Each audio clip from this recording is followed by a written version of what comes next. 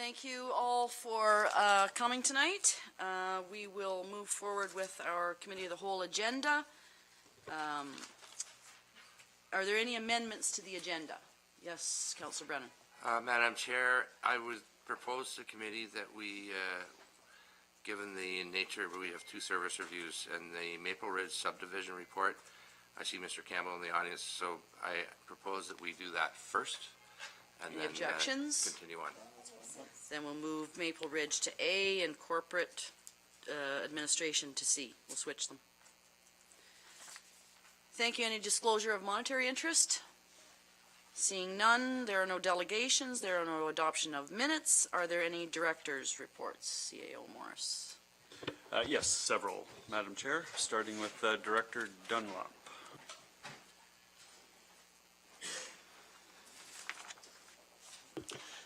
Thank you, Madam Chair. Just a few quick updates for the committee tonight. I just wanted to report that we had our first kickoff meeting with Real Term last week, and that was with regards to the LED upgrades for the town's lighting system. They're going to be initiating their field audit work on our system. They'll be out GPSing all of our street lights, field verifying the fixtures that are out there.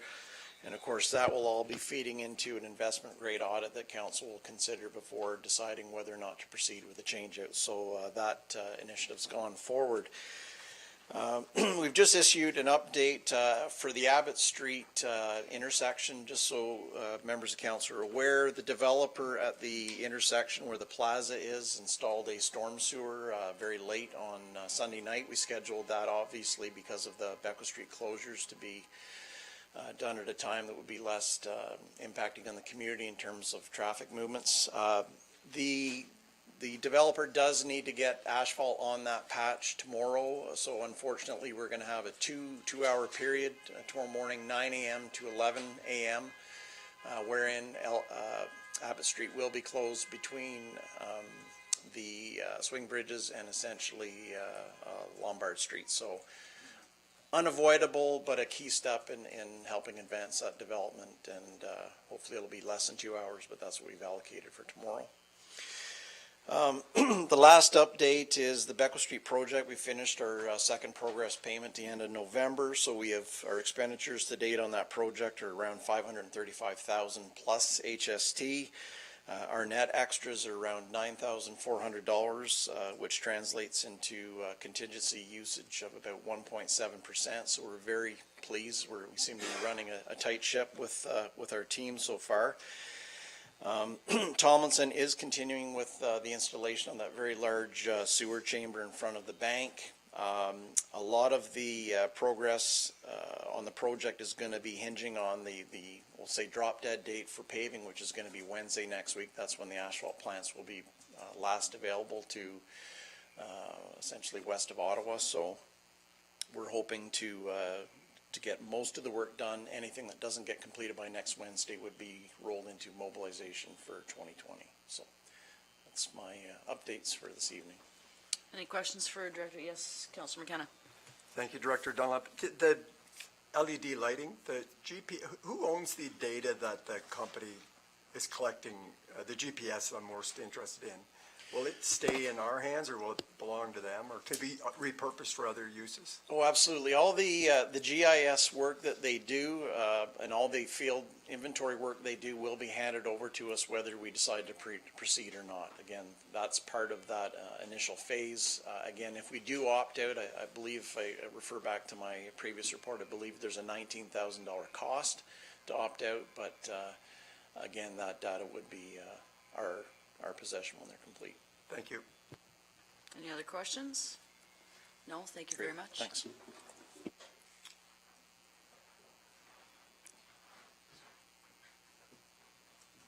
Any other reports?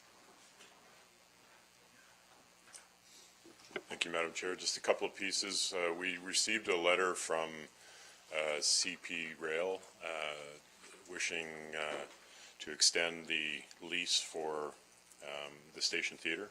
So staff have just received that, and we will be forwarding that to Council for approval in the next month or so.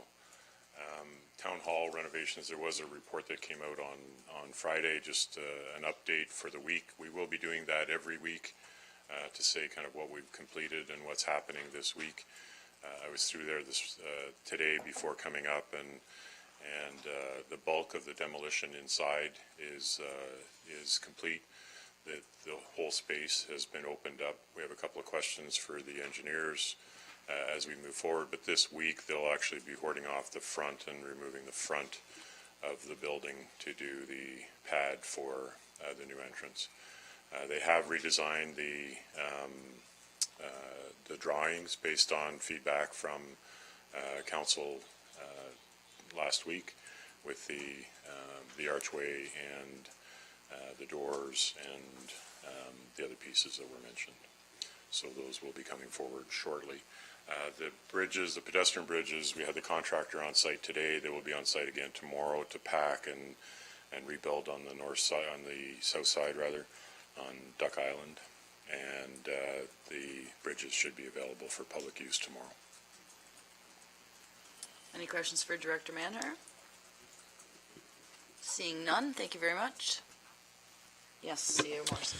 Thank you, Madam Chair. I just have one update, and it relates to the funding program called the Municipal Modernization Program. This was one that I had updated the committee on 4 weeks ago. It's administered by the Ministry of Municipal Affairs and Housing. It's a funding program. There's a pot of money that has $125 million in it.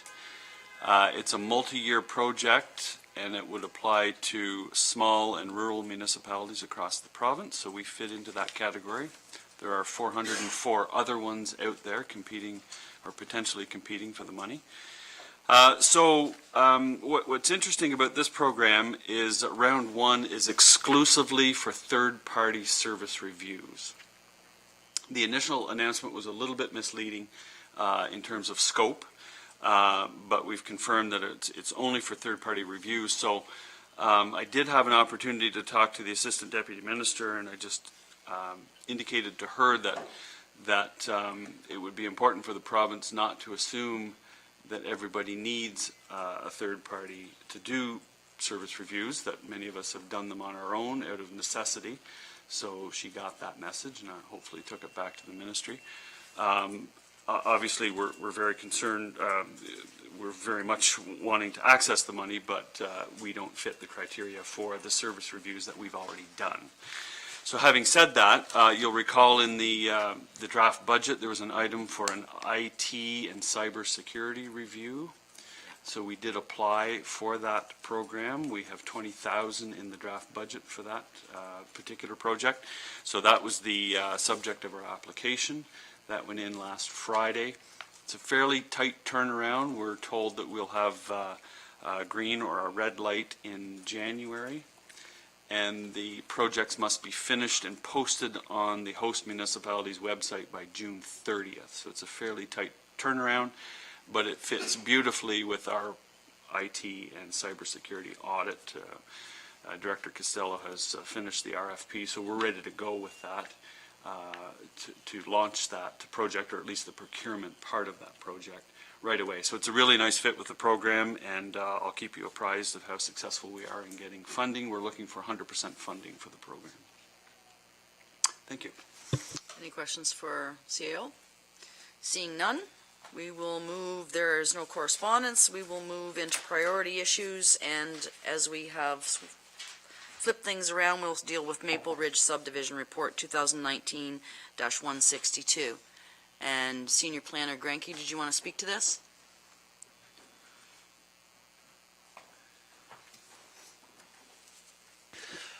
Thank you, Madam Chair. Good evening, everyone. And certainly, I acknowledge that this is there's a fair bit of material here. So, depending on any questions that come in, I may have to dash back to my desk and grab a plan. So my report this evening presents a proposed subdivision at the south end of town and seeks Council's direction on a few key planning considerations, which will inform the next steps, and if Council is amenable, the draft conditions. So I recognize there's a lot of information, and really each report can probably be considered on its own. So certainly, if there are either aspects of information that council is looking for, we'll definitely entertain that. So to briefly summarize what's being proposed, the developer, Campbell's Trucking Limited, care of Robert Campbell, proposes to develop a subdivision totaling 120 single-family homes at the edge of the Phase 1 Maple Ridge subdivision lands around the corner of Herald and Wood, and essentially extending the Heritage Estate subdivision, which was developed in the 1980s and 90s along Wood Avenue. In this case, the developer proposes to extend Wood Avenue in two directions, essentially creating a very long loop. From its existing sharp turn at the north end, extending the road along that trajectory, looping it, and then reconnecting it along an existing but undeveloped road allowance where it connects back with Armstrong Drive. Armstrong Drive would be extended to connect this road. The proposal calls for sidewalks on both sides of Armstrong Road and one side of the extended Wood Avenue, which I assume would have a separate name. There is a complex history of subdivision activity and plans at this end of town. There's been a variety of concepts advanced over the last 30 years, some of which were built. And there's been a variety of, certainly with respect to changes in wetland boundaries, as well as ownership changes and a number of other matters that have arisen in relating to servicing constraints have resulted in a fairly complex patchwork of history and plans that we see here.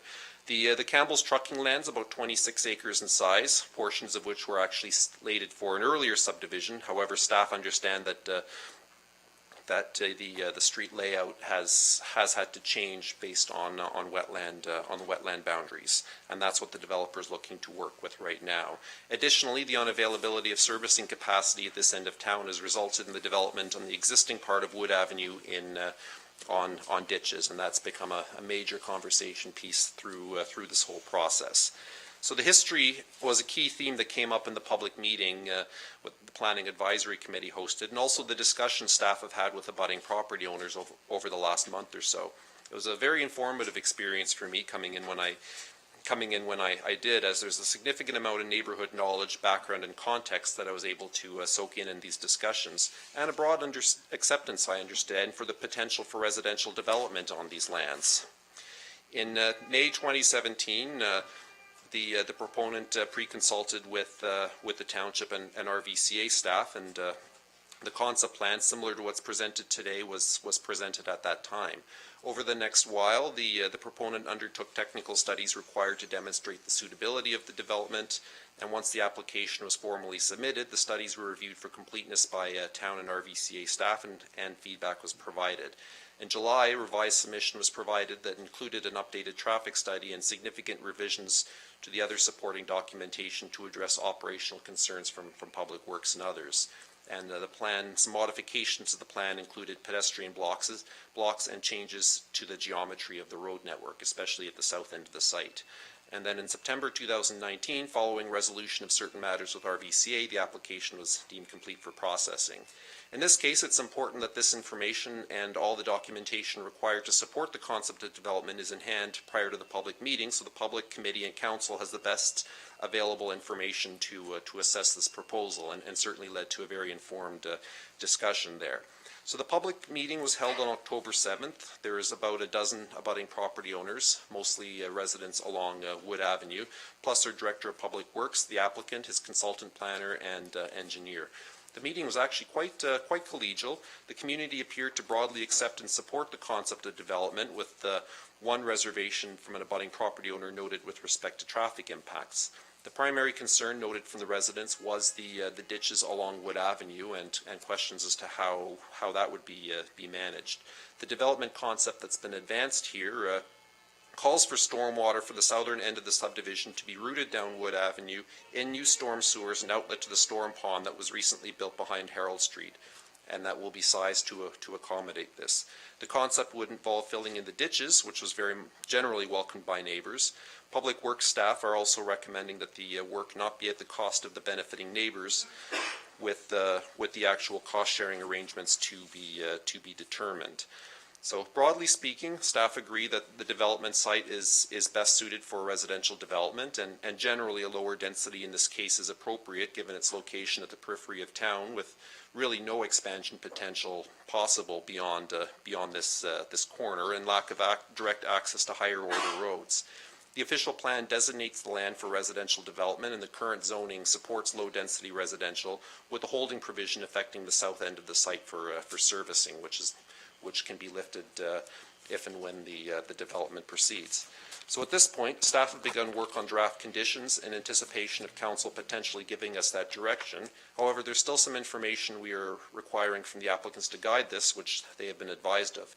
In the meantime, there's a couple of larger ticket items on the subdivision that we'd like council's direction on, and that would assist us in working with the proponents on the path forward on the application.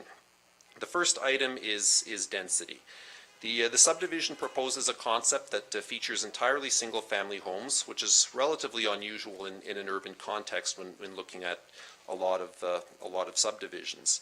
While we discussed some options for density as supported in the official plan, the proponents decided to proceed as submitted, and they did justify that ask, noting that the particular properties on the fringe of town, not connected to collector arterial roads and only accessed through existing neighborhoods, single-family neighborhoods.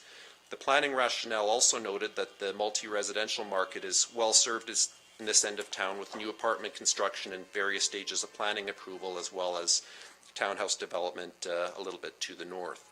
So while the sample size, of course, is small, their argument is supported by building permit statistics over the last few years that suggests roughly 2/3 of building permit applications for units have been for dwelling types that aren't singles, which is a significant evolution from the historic pattern of development. And of course, it remains to be seen how that's going to progress in the future.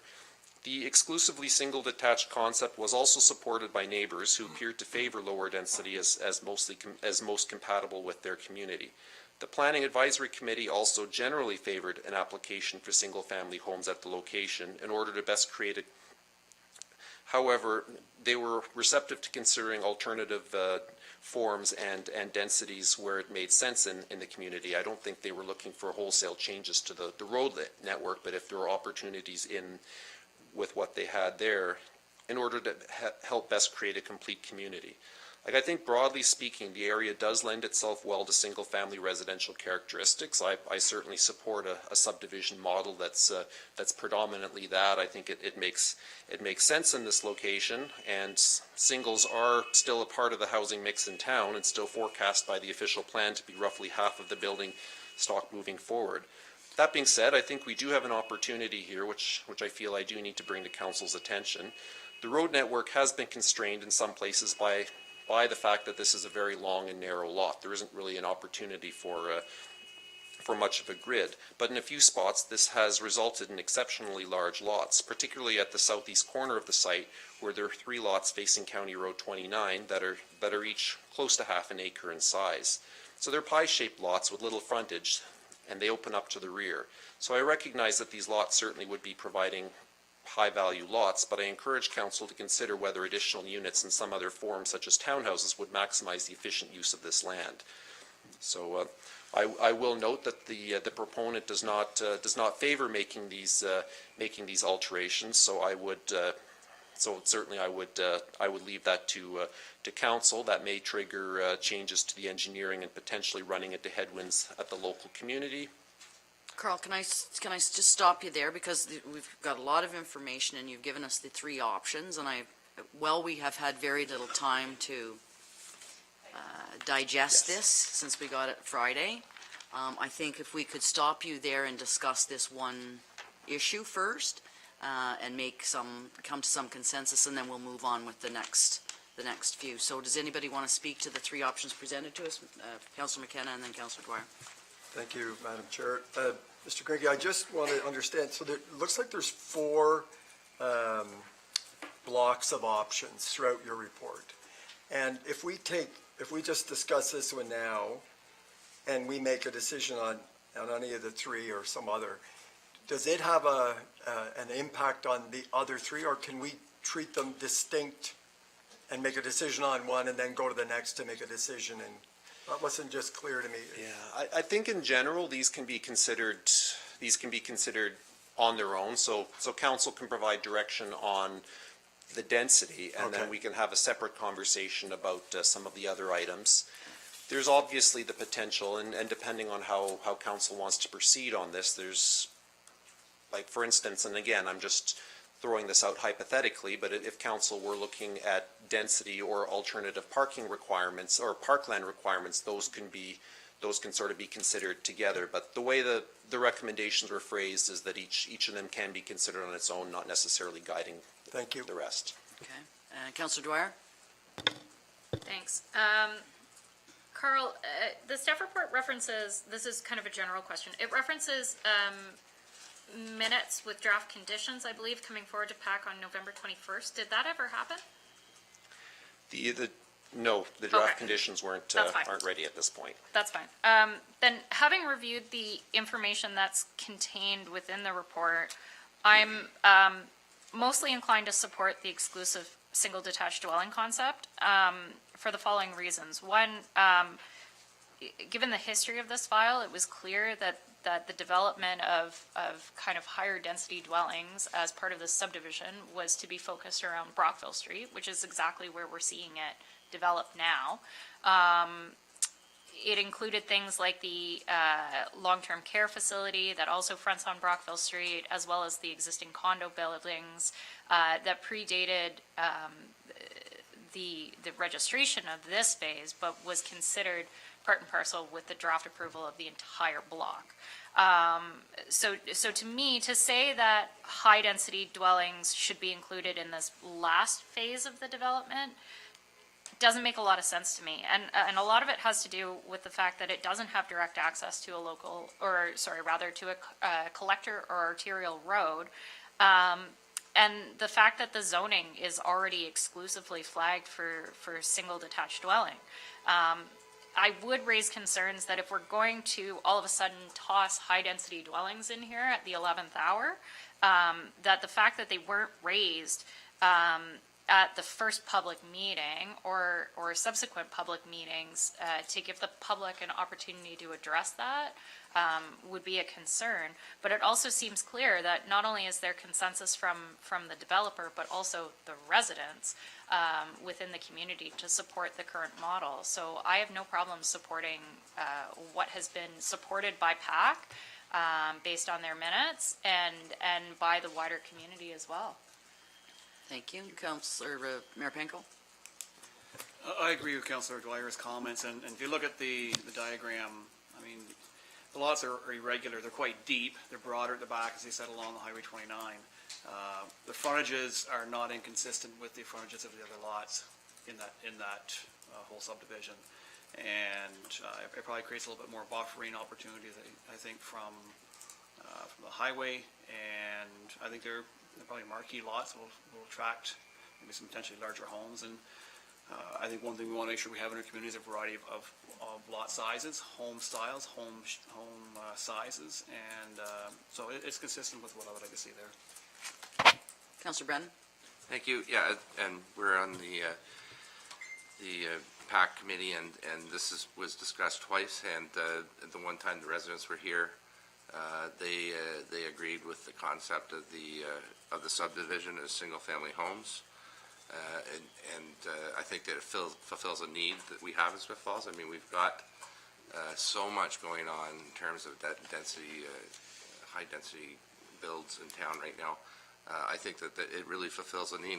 Really, what we're talking about here is three lots on a corner that are large, and those are desirable lots for people that want them. And I think it's, we've agreed with the concept of a single-family units in this subdivision. So to mess around with three lots, it changes the character of the neighborhood. And in my mind, it's part of the developer's business model. And I think he's got a niche here that is different from whatever else is going on in town. So I certainly support just, the design as it is. And Councillor there's other Allen? things we're going to talk about, but Councillor Yeah, Allen? I'm not going to repeat what's already been said, but I certainly agree with my colleagues and what they've just said. I think this is a subdivision that already has a history that's developed there, and it's going to look nice to have it all the same. And there's a great need. We have to be careful, not because we know we need different kind of housing, to, put it somewhere it may not belong. And I think this is not where it should be put as well. Councillor McKenna? Thank you. I'm just picking up on Councillor Dwyer's comment about the 11th hour. I'm not a planner, but I read the report. There's many more steps in this. Are we at the 9th hour or the 8th hour? I don't think we're at the last minute on this, are we? So we're, through the chair, we're not at the draft approval stage at this point, but I'm looking for direction.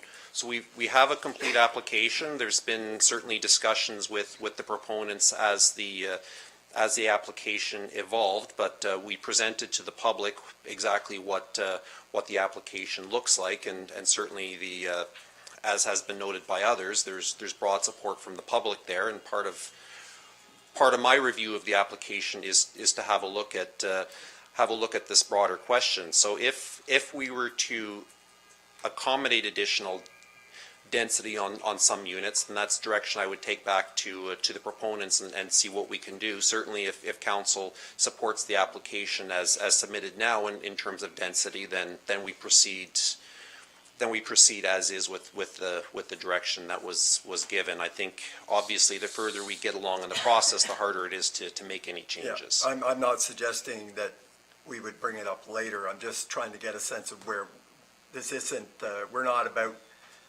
this. There's still a lot of steps on this journey that we have to go down. So I didn't understand the reference to the 11th hour, just thank you. But yeah, I'm not suggesting that this would come back up later. We'll decide it tonight and move on. Okay, Did thanks. you want to speak to that? Yeah, Councillor Dwyer? if through the chair, my comments about the 11th hour are more related to the fact that these types of comments are usually leveled, A, at pre-consultation, or B, prior to a public meeting, so that they can be accommodated in all the technical studies that have already been submitted, and not by the time it gets to council, at which point, if council said, yeah, we're going to up our density, all the pre-engineering work is going to have to be reviewed again. New traffic impact statements are going to be reviewed. So to me, this is happening at the 11th hour. It should have been done at pre-consultation if there was a request for this, and not, without the consultation of the proponent before a staff report comes forward to council. Okay, well, if no one else, I think I'd like to have an opportunity to speak to this as well, because I very much support new housing in Smiths Falls, and Mr. Campbell is investing in that, as I said when he was there at the public meeting. On the other hand, well, Parkview has been quite responsive to having, and when you say higher density, I'm not suggesting that we have apartment buildings in this, I'm not suggesting that, but Parkview has been responsive in making sure there are different types of housing. So if it were the two or three condo together on lots, so that there is more of a neighborhood feel to it, and that not just families. Now, the consensus is already clear to me of which way we're going, but I will say that I think that if there is an opportunity, and maybe not on those three big lots that are the marquee lots of the subdivision, maybe there are other opportunities where you could have, and I'll use myself as the example, when I downsize and I am moving in, as so many of my generation are going to be doing in the next 10 years, I don't necessarily want something that's traditional single-family dwelling. I would rather have something that's single floor, a townhouse, maybe three in a lot, somewhat similar to what we've seen happening in the Parkview subdivisions. But that is my own personal feeling, that and that is not consensus. I don't believe that blows out the higher density to have a few of those spread around through 120 home subdivision. But the consensus is clear at this table, so it would appear to me that you have support for exclusively single detached dwelling concept as outlined in the application. So you have your direction on that one. I have my direction. Thank you. Thank you. And moving on then to natural heritage features.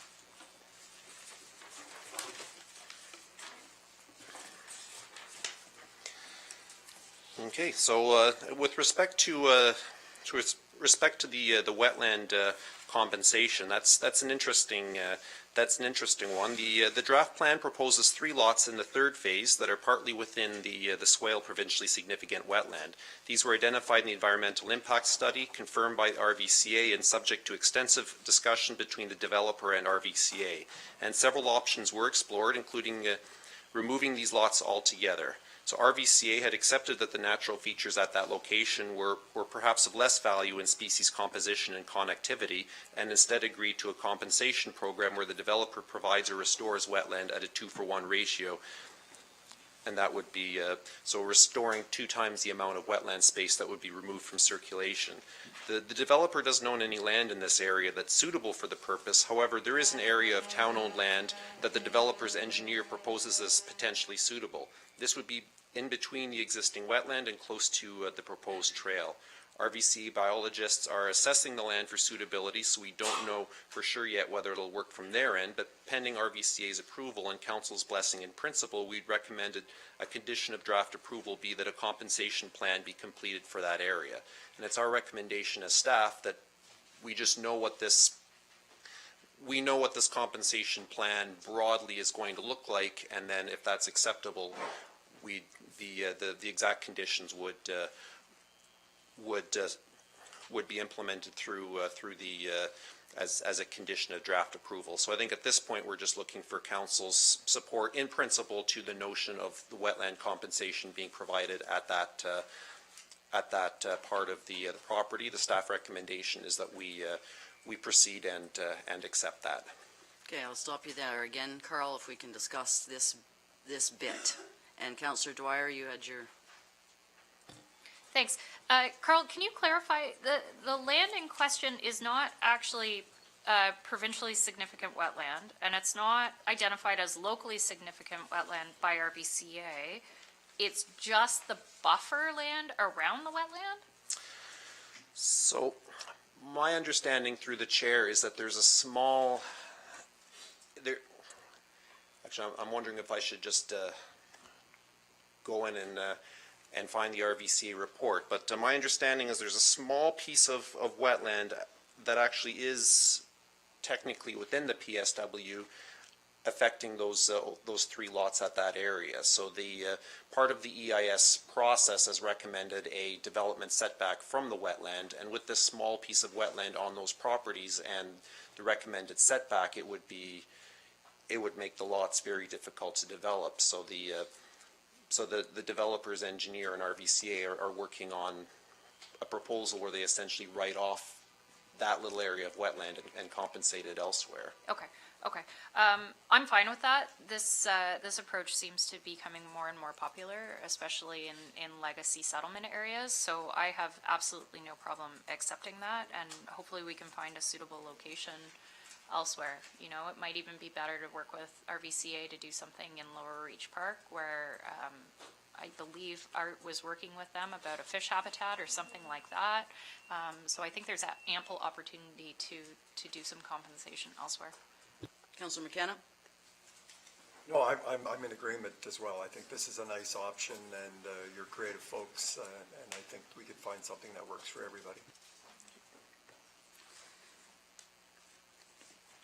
I have a question. So if the town decided not to support the wetland compensation, what is the impact on the developer of these lots?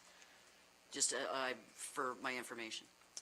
So that puts us in a tricky situation. So as RVCA was recommending the wetland compensation to satisfy their jurisdictional permits. So they may not be able to get a permit from that. So if this wetland compensation is not supported as presented, then we would have to go back to the drawing board.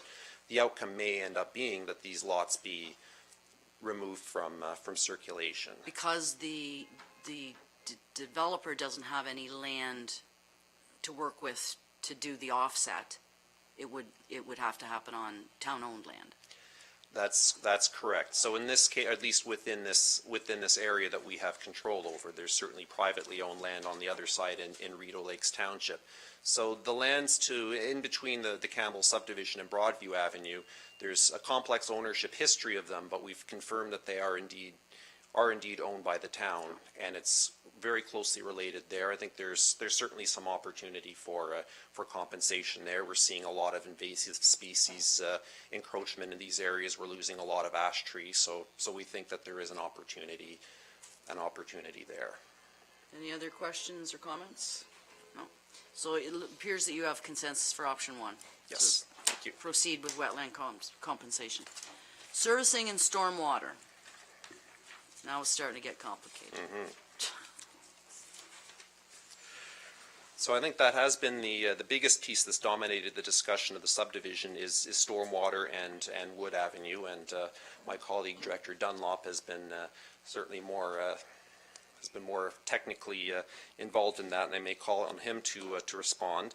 But in order to advance this plan, the Stormwater Management Plan proposes the reconstruction of a portion of Wood Avenue to allow for the installation of stormwater pipes and allow positive flow to the existing pond. This would, of course, replace the existing ditch and culvert features, and I know at the meeting there was a better discussion, a better description of what those were. Unfortunately, I don't recall them. So, subject to Council's approval of the subdivision, the applicant will need to prepare detailed designs for the system, and staff would be looking to convene an open house with the residents of Wood Avenue to discuss and obtain feedback. To implement this off-site requirement, the applicant would need to enter into a development agreement which would determine associated roles for construction, cost sharing, and of course timelines. Public Works staff have asked for technical rationale and proposal for the cost sharing for the engineer, the construction, and construction administration costs associated with these works in advance of draft approval. We feel that we should all be on the same page as to how the condition can be fulfilled, so it's not left uncertain and open-ended following draft approval, and also most importantly for us to consider budget implications on the following years, especially if there is going to be a municipal role in undertaking this work. So we're waiting for the submission of that proposal, and once it's there, that proposal will be part of the discussion on how to establish the draft conditions. But certainly this has been the subject that has been the most complex and discussed upon through this process. So I think at this point I'm giving council the update on what staff are viewing and proposing, and we certainly welcome any questions that council may have. Yeah, we're not really making any, coming to any consensus. You're providing this as information for comment by council, yes? Yep. Councillor Brennan? Yeah, just to comment, the public meeting, the majority of the residents that were here live on Wood Avenue, and previous to that, I've been told many times from some of those residents that the traffic is such that there's no sidewalk, there's numbers of families on there, there's nowhere, and there's cars parked on the street as well. So it's a safety concern that way. So I think that putting this piece into the overall plan is important. And I know that after the meeting that we had on the 9th, I think, they were relieved to hear that something was going to be done about it, and the ends of their driveways are, I don't know what you call them, but they're pollards, things that are ugly, and there's a ditch. And so, it doesn't fit into any other neighborhood that I know of in town, and something that needs to be done. So we look forward to seeing how we're going to tackle it.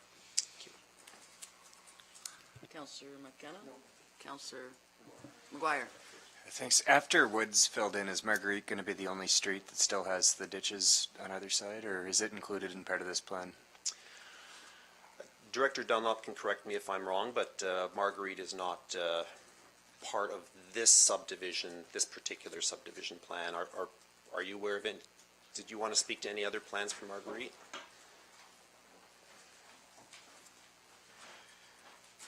Through the chair, the development of this subdivision and the stormwater upgrades on Wood Avenue where it exists, it will provide an opportunity to urbanize essentially Marguerite Street. So there are some ditches up to, I believe, up to Allen on one side, and I think when the subdivision advances, there's an opportunity to make improvements in the future or at the same time, but that would come with a cost. Councilor McKenna? So again, so for both of you gentlemen, is this an opportunity to do it, oh gee, we're going to be in there digging anyways and putting in new storm sewer, so let's clean it up at the same time? Or is it we have to do this in order to make this development go ahead? Through the chair, I would say Marguerite's very much an opportunity. The street is, it's, when you look at the condition of a lot of local streets in town, it's gonna be far down the list in terms of priorities for investment. We would have to look and see if there are economies of scale when the work's advanced to tie in, or to put in stubs and that. There might be some investments that the town may wish to make, but as for upgrading all of Marguerite, it might be difficult to put an argument forward to do that at the same time with all the other infrastructure pressures that we're facing in the municipality. And would this be an example of inadequate planning back in the 80s, or someone letting a developer do something that you wouldn't allow today? Or how did that happen? Does anybody, is it pay to play? I mean, looks, it's a very peculiar situation. I never understood why it got there, and today we're dealing with it, So, okay, thank you. Apparently, I'm not sure whether Director Dunlop is answering that or what is. Yeah, through the chair, it's my understanding that the subdivision evolved by virtue of the available services in the area at that time. And certainly in absence of stormwater networks and stormwater treatment in vicinity to, again, Wood Avenue where it's built out, we could not simply build an urban street and convey that water into the sanitary like a combined network. You can't do that anymore. So clearly there were limitations at the time. Decisions were made, and again, it's not completely unusual to see suburban sections in municipalities, but from a maintenance perspective, it's the least ideal. There's a lot more upkeep to do on a semi-urban section. I guess it's a lesson for me in the decisions that we make today, that it has ramifications 25 and 30 and 40 years down the road, and short-term maybe expediency or political needs to be trumped by good planning and sound decision-making, thinking about that long 30-year window or 40-year window out of the. Okay, thank you. Yeah. Councilor McGuire? Just one last point on that. Is there any chance that the increased urbanization with the apartment buildings and the Wood Avenue development is going to add more water to Marguerite Street, or is it isolated from the other two systems? Through the chair, those are two separate systems. So the drainage split on Marguerite is actually at Allen. The Heritage Commons development, they're going to have full stormwater management. They're going to be attenuating their peak flows on site. They have various storage areas throughout their property, and they will be controlling their runoff to the pre-development release rate and discharging into the systems on Allen Street. So whereas the section on Marguerite that's closer to Wood, there's actually a break in the catchment where some water heads to Allen, some heads to Wood, and of course back to the wetland. So there's a line there, and the two areas are separate. I said it was going to be complicated. Any other questions for? No? So you don't require any real direction on that part of it, Mr. Granke, so message received, thank you. Thank you. And moving on then to traffic flow.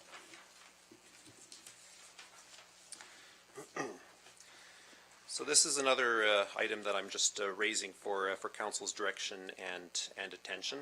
So the concept calls for 2 long loop roads as part of the subdivision. The first phase extending the Wood Avenue from the Harold Street intersection around the sharp bend that's already there, where the road stops now and out to Armstrong. The second loop would extend from Armstrong around the south end, connecting back to Armstrong for a total distance of about 750 meters. It's the longest such stretch of local road in town that I'm aware of. The official plan does not get into block lengths and numbers, but it does support short blocks for ease of emergency access, traffic management, and pedestrian connectivity. I think in this case we are looking at a subdivision that's certainly the road network is constrained by virtue of the geography of the lot he has, as well as looking at one that's entirely supporting local traffic. So 150 meters block length is the best practice number I've seen. However, it's not really it's not in any of our it's not in the plan. So what's being proposed here, roughly around the middle of that long block, is a 6-meter wide pedestrian connection there. So that would be very helpful in terms of providing access for pedestrians and cyclists through the site. So if they were looking to go to the mall or somewhere else, it would be easier for them to get there. And we view that as a minimum to enhance the pedestrian cyclist connectivity. So a road connection at the location would in a general sense, would be optimal for the purpose of traffic and emergency vehicle access. However, in this case, it's noted that traffic will be entirely local. The fire department did not raise concerns from an emergency services perspective, and the planning advisory committee supports the proposed road network. The Public Works Department advises that the geometry of the road layout meets their operational requirements, subject to planning and emergency consideration of the block lengths. So the committee did, however, suggest that the plan be modified to include a similar such pedestrian block around the north end of the subdivision. So that would be in between sort of where one of the original road allowances was proposed to go, and that would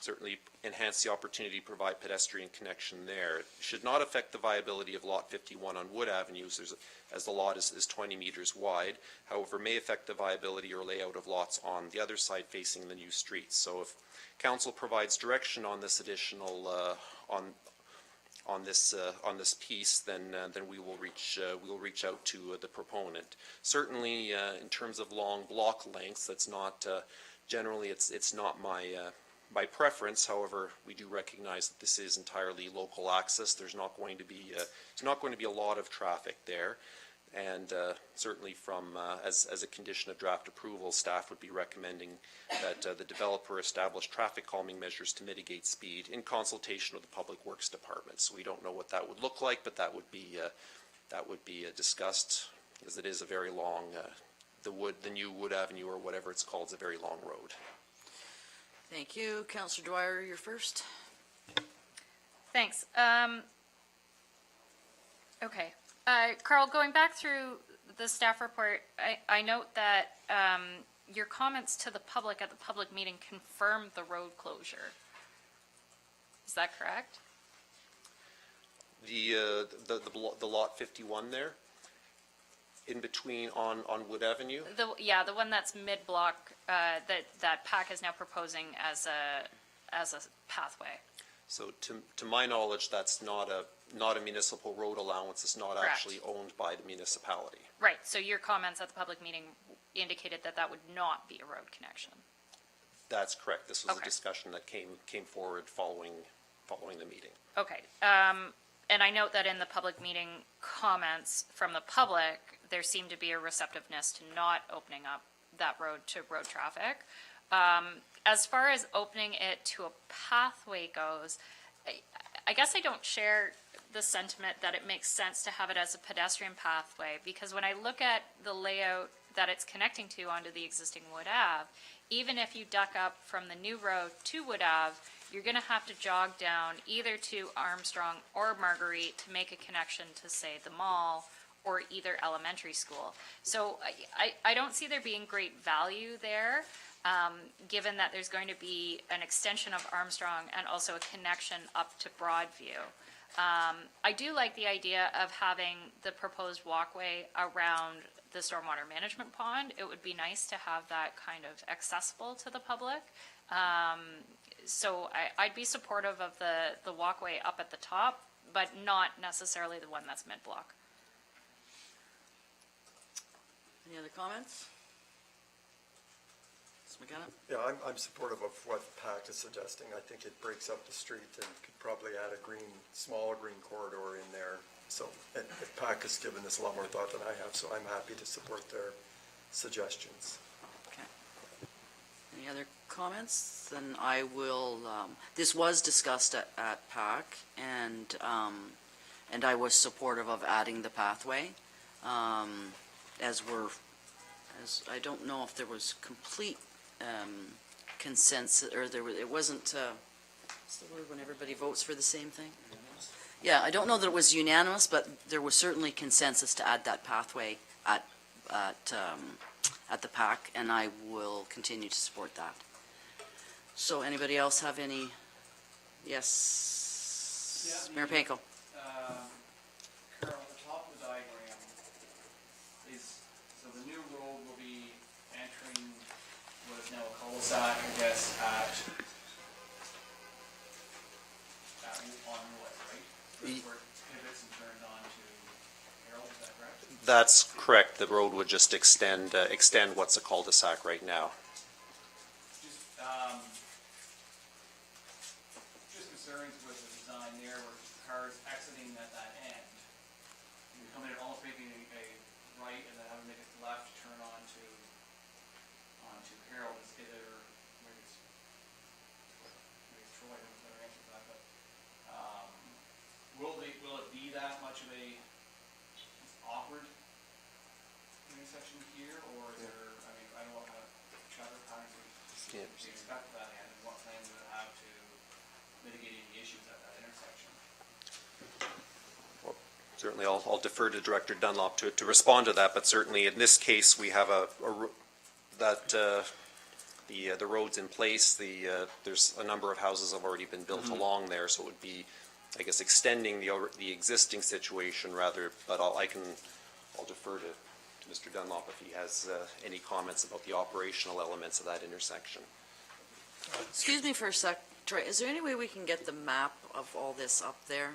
It's difficult to follow for those that are in the crowd. Do we have a map, and can we put it up? Is it in the online agendas, or are you just gonna? Just in the report. I can try.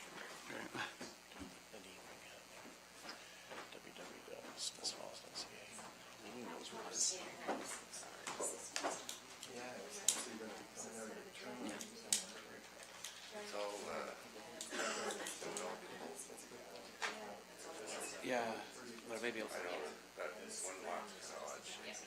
yeah, maybe take a corner off of that. And, I don't know how to get a scale this is how accurate it is, but Yeah. which may mean that you're better having a road through here. Which just have that right here. And then all you're left with is go here, but else Page 7.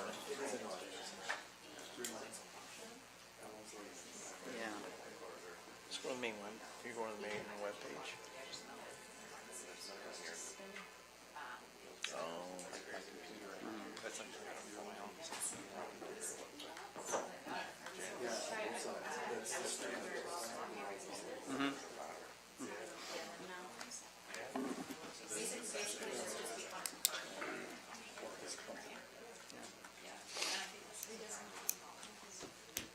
It'll be phased in. There'll be 20 that'll be phased in, so we'll do phase 1. So.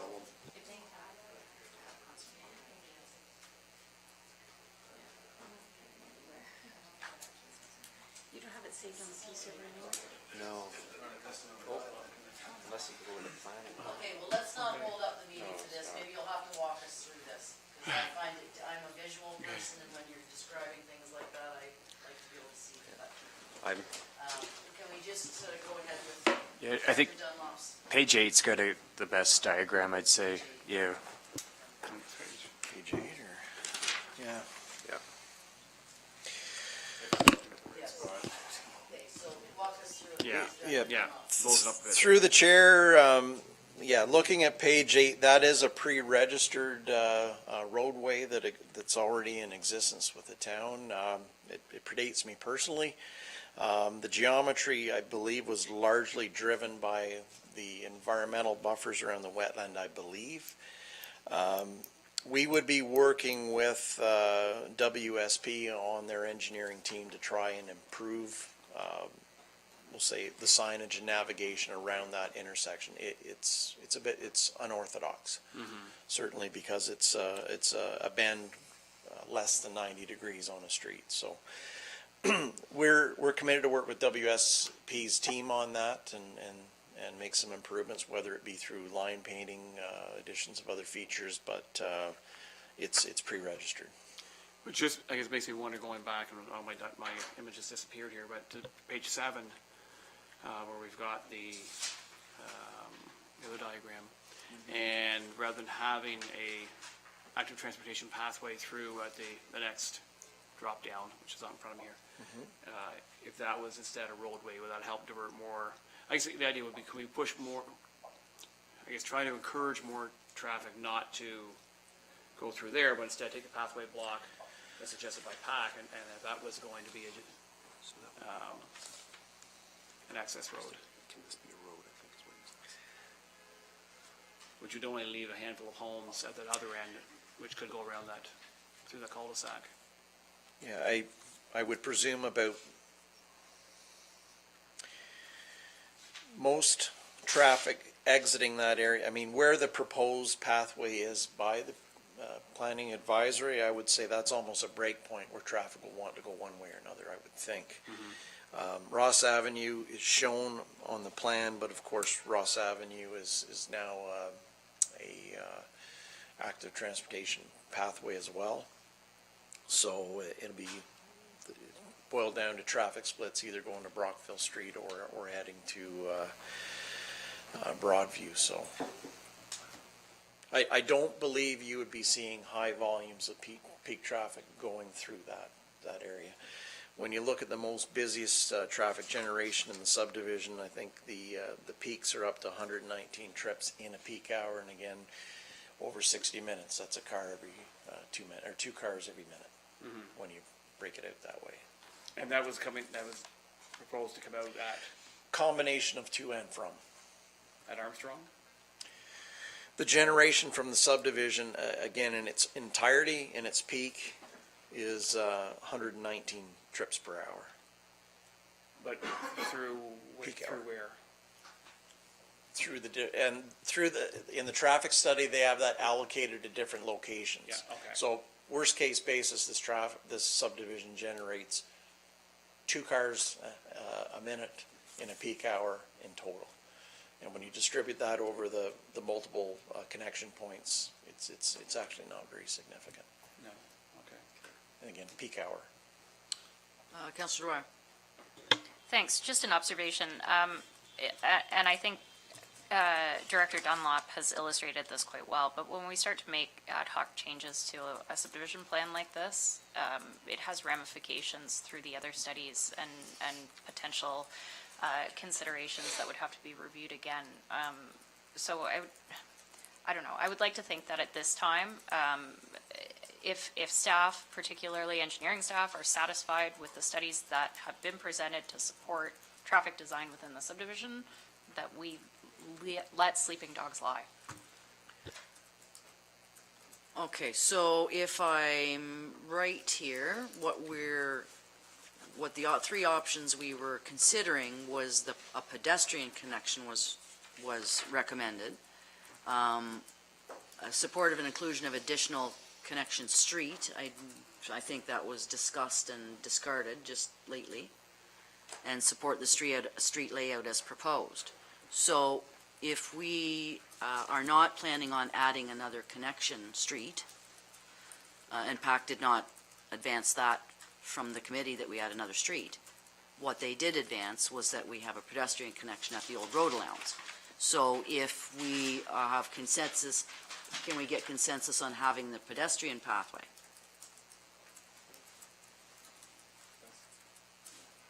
Then we have consensus on the pedestrian pathway that was suggested by PAC. Sorry. Sorry, go ahead. Mr. Campbell would like to address committee. Is that okay with everybody? I think that we're here to give some direction to staff, and I'm sure that we'll be discussing with Mr. Campbell probably right after this meeting. So I would rather keep going, and questions or comments that the developer has can be dealt with after this meeting. Yes, ma'am. Thank you. Just a note, I'm not supportive of adding that pedestrian pathway mid-block, as the planner has already noted that it has the potential to affect viability on return of those lots. So we may lose lots as a result of putting that pedestrian pathway in, particularly the ones that face the new street. So for that reason, I'm not supporting this. Councillor Brennan. I don't remember that coming up at PAC, that we're losing lots as a result. Do you?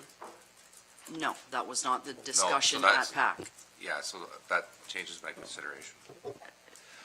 Mr. Granke. Through the chair, we don't know for sure if we are, but certainly if we were, most of the lots along that back end of Wood Avenue are 15 meters and change, with 15 meters and change of frontage, and the zoning minimum in the R1 zone is 15 meters.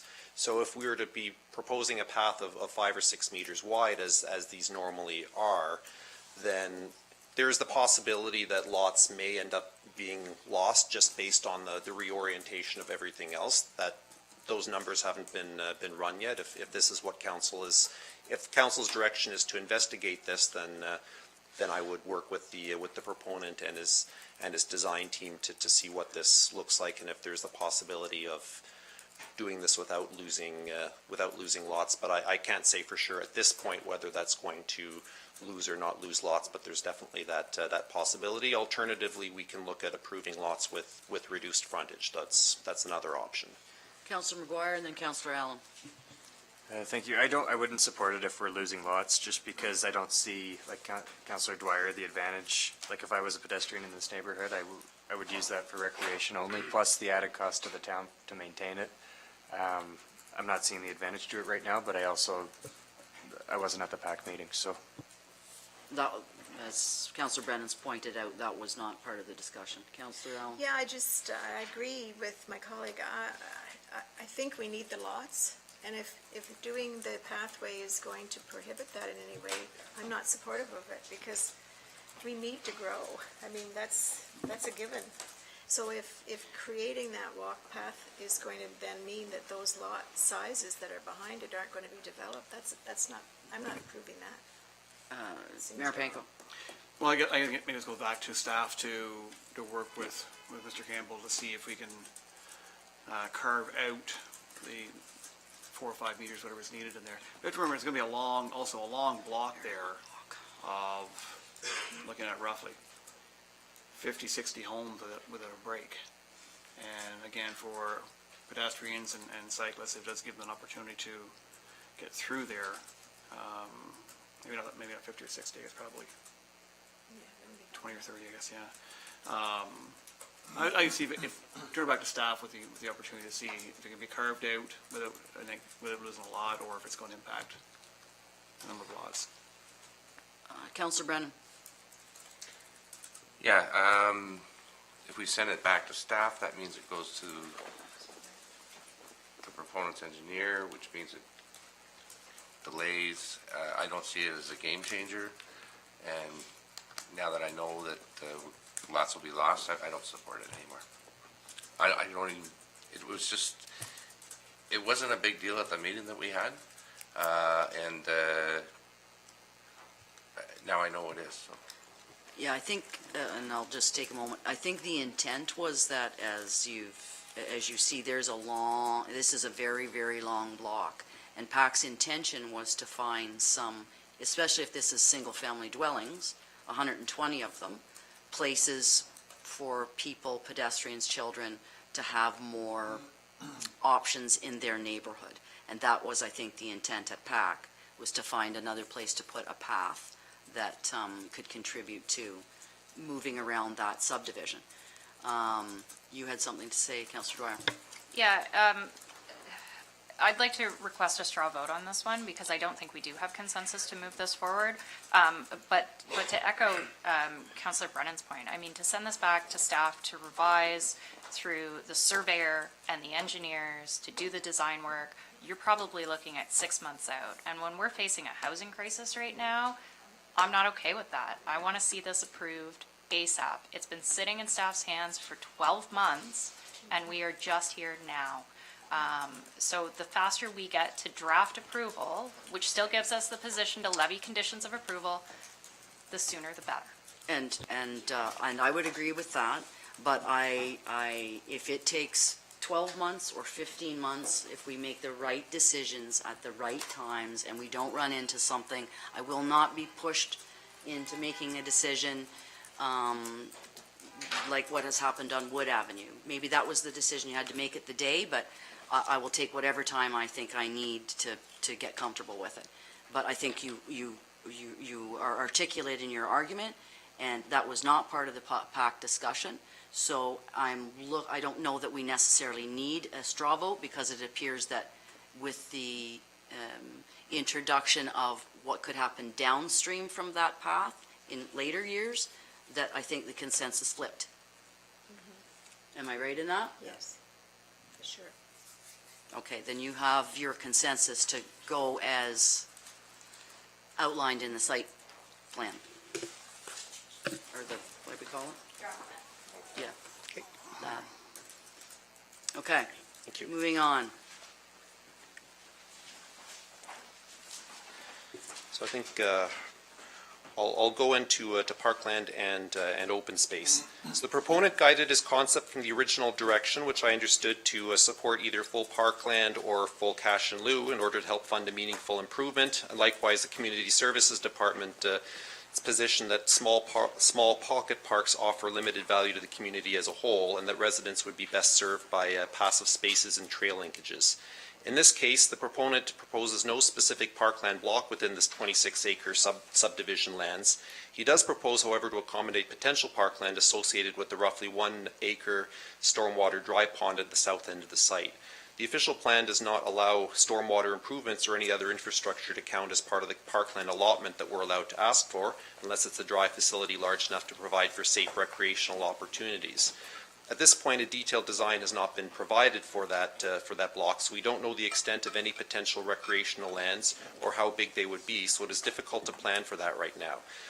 This piece would be in the third phase and potentially a couple of years out. One opportunity we did identify just off the subdivision land is the green space in between the north end of the subdivision and Broadview Avenue. This green space includes an existing storm pond with an access road, as well as some provincially significant wetland that extends into portions of the town-owned land, though not all of it. And it also extends to lands that have been designated for open space through previous planning processes. Planning staff, in consultation with Public Works, Community Services, RVCA, and the developer, have identified the potential for a trail linkage between the new subdivision and Broadview Avenue. While design and location details have not yet been ironed out, we could use a portion of the access road around the west side of the storm pond. This can also link in time to future phases of Bellamy Farm and eventually the Cataraqui Trail. The trail can avoid the provincially significant wetlands, and while some of it would be within the floodplain, RVCA advises that a passive facility such as this would be acceptable to their regulations. While the lands on which most of this trail would sit once belonged to the developer, it is now entirely town-owned land. So as such, any open space would not count within the 5% parkland dedication. If Mr. Campbell still owned that land, then a portion of it may well excluding the natural heritage land. The only piece in the subdivision is a 6-meter path connection from Wood Avenue. So while I'm remiss to pass up on the opportunity for parkland as part of the subdivision, the proposed plan as presented offers green space and a pedestrian linkage at the edge of the property and is also satisfactory to the Community Services Department. The majority of the Planning Advisory Committee supports this as well. As such, the staff recommendation is to support the layout, with the understanding that if we were to be taking cash in lieu of parkland, obviously there's design and costing issues to be worked with. That cash could be directed to build up this road that would directly support the subdivision. So while that direction would be implemented in consultation with the developer, staff would see somewhere close to the. So I'll take council's direction on the parkland issue with and certainly the staff recommendation that we we proceed with the pedestrian linkage around the storm pond. Counselor Dwyer. Thank you. I have no problem accepting cash in lieu for this.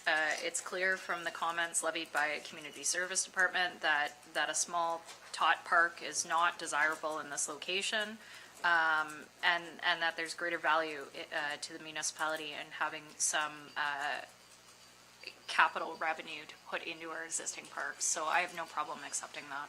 Thank you. Counselor Mayor Panko. I disagree. I think a 1 acre park is actually is fairly significant size. And if you look at recreational opportunities for, especially, these are going to be single-family homes. A lot of families living in the neighborhood, I would expect. The closest recreational area is going to be Lower Reach Park. And I don't know a lot of people who would maybe set their 8, 10, 12-year-old, maybe 12-year-old, but 8 or 10-year-old kids running down or biking free down to Lower Reach Park on their own. Most would want their kids fairly close. And have an opportunity to go out there and throw a baseball or play a game of pickup football or whatever. I mean, the pedestrian trails are nice, but that's not the only form of recreation that our kids need. Our kids aren't active enough, and I think part of our responsibility as a council is to build an environment that's going to help support recreation in our community. And if recreation is not available close by, and there's nothing close by here, the school is here, but it's not available for the most part, and limited opportunities there, I think the small amount of cash we pick up in a cash for lieu doesn't pay the price of the recreational needs of the families that are going to be living here. And we're talking 120 lots and potentially 60, 80, 100, 200 kids. Who knows what could be living in that neighborhood 5 or 10 years from now. So I would prefer we make a commitment to ensure we have park space here for the kids to come. Counselor Allen. I agree with the mayor on this one, and the other thing is, if you look at St. Francis needs right now, green space is one of them. So if you're thinking children are going to walk to the school to enjoy the green space there isn't a lot of it. And the reverse is true. Teachers could take them to the park, for an outing, to get some fresh air and see nature. I agree. I think all the committees that I sit on that talk about child development, the biggest, most important factor is interacting with the environment and nature. And how do they do that if they're just walking on sidewalks? Counselor McKenna. Do I understand there's an option of asking the developer for cash in lieu, but working on that large pond wetland area to make it not necessarily a park, but an accessible outdoor, not making it, enhancing what's already there and allowing and improving public access to that? Is that the consideration? So just to clarify, are you looking at the area around the existing storm pond where the proposed trail is, or at the other end of the site where a future storm pond is? Well, the one that was mentioned in here. So is that the future one? Yes. So the present one, the proposal is that a trail linkage and passive recreational area be opened up at the north end of the subdivision site that provides a linkage to Broadview Avenue, potentially elsewhere in the subdivision or elsewhere in that end of town. There is also a proposal at the and we don't have design details yet, so we can't really get into those numbers or what it would look like, but there's a proposal for a dry storm pond at the south end of the site that may be a few years out. So we don't know at this point. We don't know if what sort of value it has or may have as a recreational facility. There may be a possibility that a portion of it can be used for passive recreation, and that can be accommodated in a future phase of development. But it may be premature to accept that as part of our parkland allotment without knowing. So I'm in favor of the cash in lieu option from the developer for parkland, and one of the reasons is I look forward to our Parks Master Plan, because I think that will, otherwise I'll be making it based on my hopes and dreams and wishes of what I think kids want and need and where they need it. I think when we have the Parks Master Plan, it'll actually give me better information to help inform future discussions. Intuitively, it sounds like, yes, more parks are good, but I don't know that just yet. I don't know the makeup of that neighborhood and today and in the future. So the cash and new option is something that we can invest in our Parks Master Plan going down the road. Councillor Brennan? Thank you, I agree with that, and as we discussed at the PAC meeting, there's a opportunity for a trail linking other trails in the area. You just talked about a passive recreational area, and, you know, the wild play concept came up at that time. That intrigues me. If I'm not incorrect, we have 80-some hectares, 80 hectares of maintained parkland in this town. We have some neighborhood parks that are suffering. I'd like to see them, and I think everyone agrees that we need to pay attention to them. But I think that there's enough here with the trail and the potential passive recreational area that it just makes sense to move on. I think there's good benefits in both of those items, so I support the cash and loop. Anyone else? Okay, I normally don't. I'm not a fan of cash and lieu. I would rather get it done now. But in this particular application, I can see the potential, and I hope the developer is listening, and he happens to be in the room. So, but this path system for accepting the cash in lieu option, which is not something would be my go-to, if we can have a path system that runs throughout that neighborhood, in and out of that neighborhood, and that would accommodate the wild play option, that I would find very attractive. It would also be a place for children from not only the neighborhood but from the school to experience wild play just in going through that wetlands that way. So I don't normally advance or wish to have cash in lieu of. In this particular application, I am willing to do so. Any other comments? So it appears, where are we? Straw vote for cash in lieu. That carries. Thank you, Carl. Okay. Did you have any final comments you wish to make? No, I think this is what I was looking for. These are few key items that would certainly inform the next steps and how we would be developing draft conditions. So I have direction on the items I was looking for direction on. I'd also like to thank the applicant and his team for the work they've done on this project. It's been a long process, a complex project, especially considering the area, the history of the area, and they've done a lot of work. So from the perspective of staff, certainly we appreciate anyone who's looking to invest in our town. So we'll take that direction, provide that to him and his team, and we'll proceed with the draft conditions once we've obtained the final couple of pieces of the puzzle. There are many technical details yet to be determined before we get to the draft plan of subdivision. So thank you all. Thank you to Mr. Campbell. Thank you to Mr. Grenke, Mr. Dunlop, and we will now move on then with Mr. Barlow at the Service Sustainability Review Water Treatment Report 2019-161. Yeah.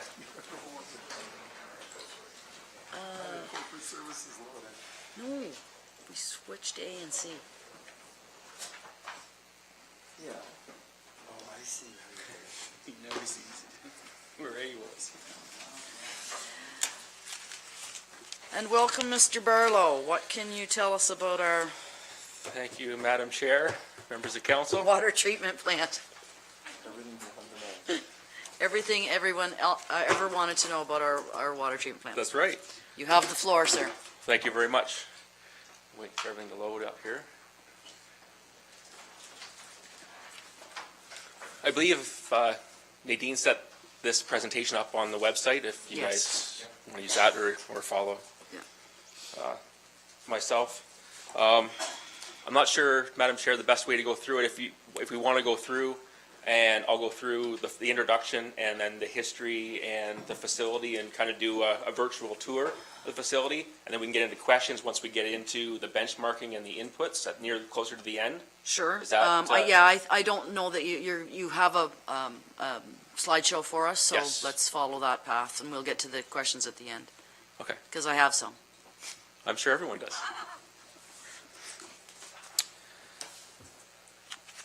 All right, so the Service Sustainability Review for Water Treatment, Report 2019-161.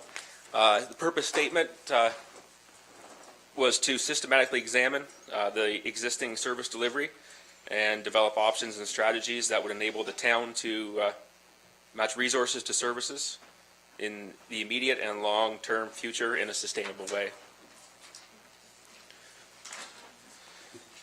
In April 2019, the Public Works and Utilities Department selected water treatment as the service for this round of review, and we were to find operational savings and improvements. So the objectives and the guiding principles of the integrity, honesty, accountability, transparency, the citizens-focused, service-oriented sustainability, and respect.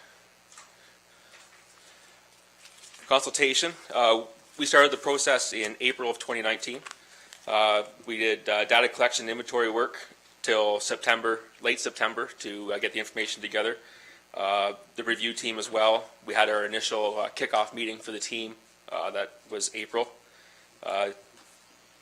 CAO Morris delivered the interim report to council in September of this year. And we had a survey for our comparators from June to August.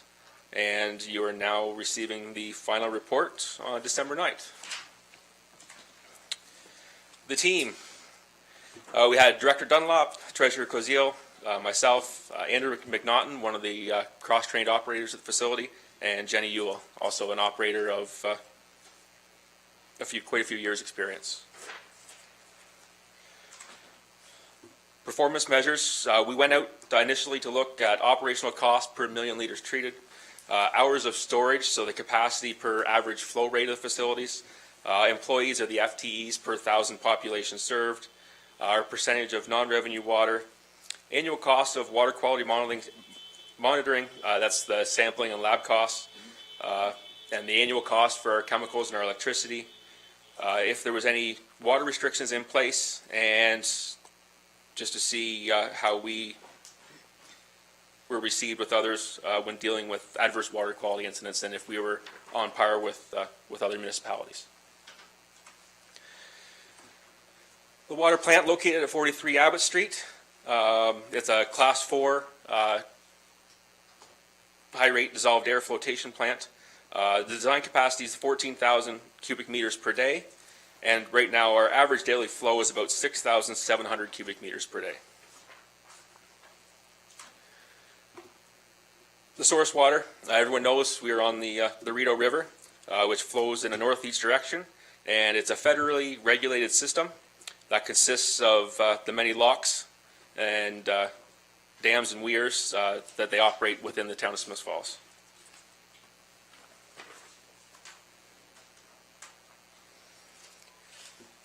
Now, starting with our intake and diversion chamber. So our raw water, the source, the intake is just to the west of Abbott Street. It's not an easy spot to really see what's going on in that area. Out there we have large screens which are able to keep the larger debris out, so you get big stumps or anything else that's floating down the river to keep those out.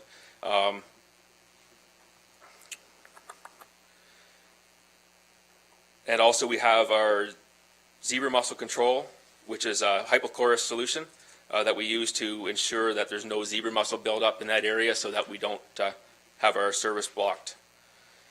In the event of an interruption of the raw water flow, i.e. frazzle ice or any other issue in our intake, we do have a secondary diversion chamber, which we use,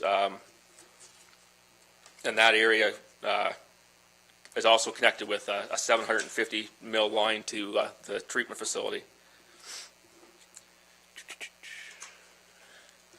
So once we get inside the facility, the raw water well is also screened. So you see in the pictures here, it has some algae. So the larger debris is kept outside. We have these screens inside for, smaller plant life or to keep aquatic life out of the facility.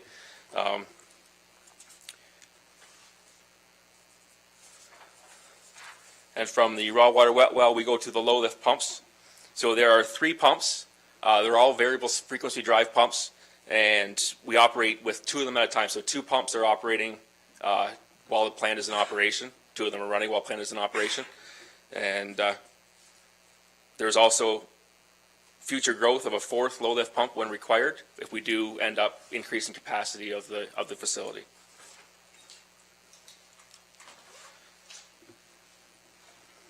The Smith Falls plant is a high-rate air dissolved flotation unit.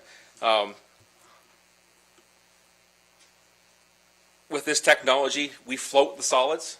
So we use the air to go into the water, and with our coagulant, we create a particle that is then, we attach air to it and float it to the top to remove it. Many other treatment processes do the opposite. You think solids be easier to settle out or to sink down than to float. But with the confines of the treatment facility, at the time when this plant was built, it was thought that it would be best to use this technology as it used a smaller footprint.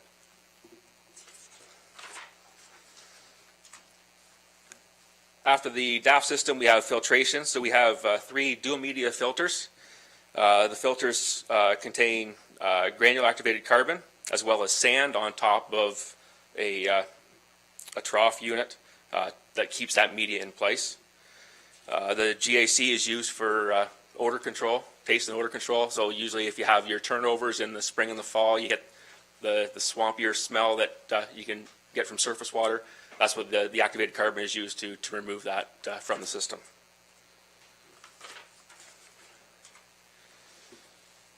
After the filtering system, our primary source of disinfection is ultraviolet light. So we have the UV Swift 24 system. There's 2 reactors in the basement. One is on when the plant is in operation, the other is in standby. So if there's ever an issue with one, it will automatically switch over in the other one, so that we always have primary disinfection with UV.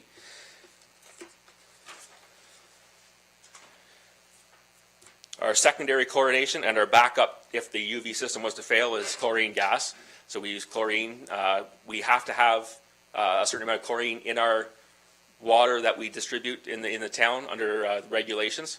But for our disinfection at the facility, our primary disinfection is the UV, and then we have to add the secondary disinfection before the water leaves the facility to accommodate those regulations.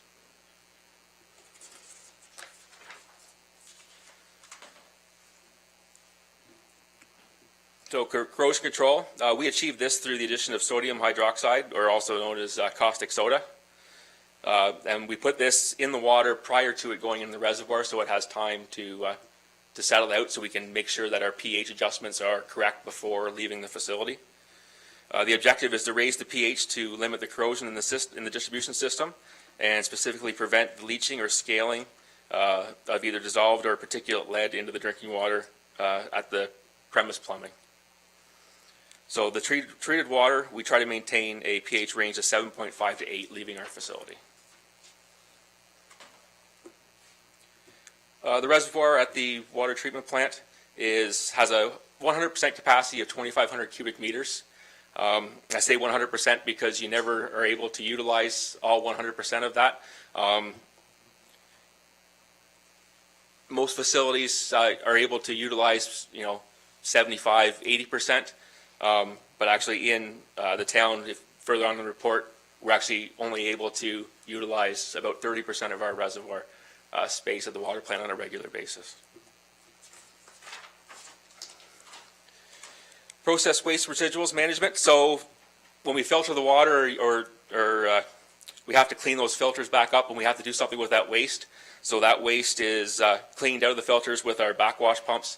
That waste is then put into our backwash equalization tank, or BET tank, where the solids are settled out.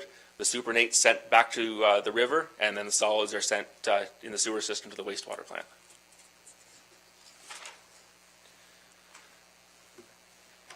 Standby power.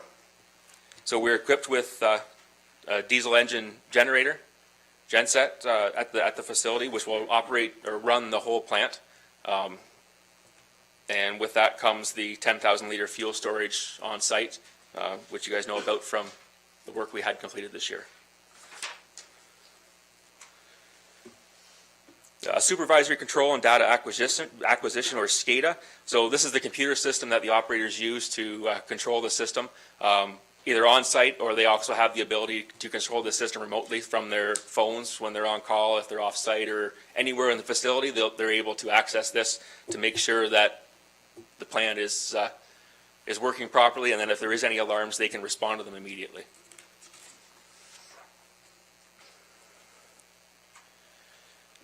So the distribution system and elevated storage tank, there's 4 pumps at the treatment facility that pump the water into the distribution system. One of them has a VFD. We usually operate them a standard straight format. The VFD is only operated if the overhead tank is out of service, or for any other reason that we want to maintain a level in the overhead tank. Because usually especially in winter, you want to move the overhead tank up and down to stop the creation of ice in the elevated storage tank. So in the winter, it's up and down. In the summer, you're able to kind of stabilize a little bit more if you have work to do or whatever. You can stop that from happening with the VFD to limit the amount of water that's leaving the facility.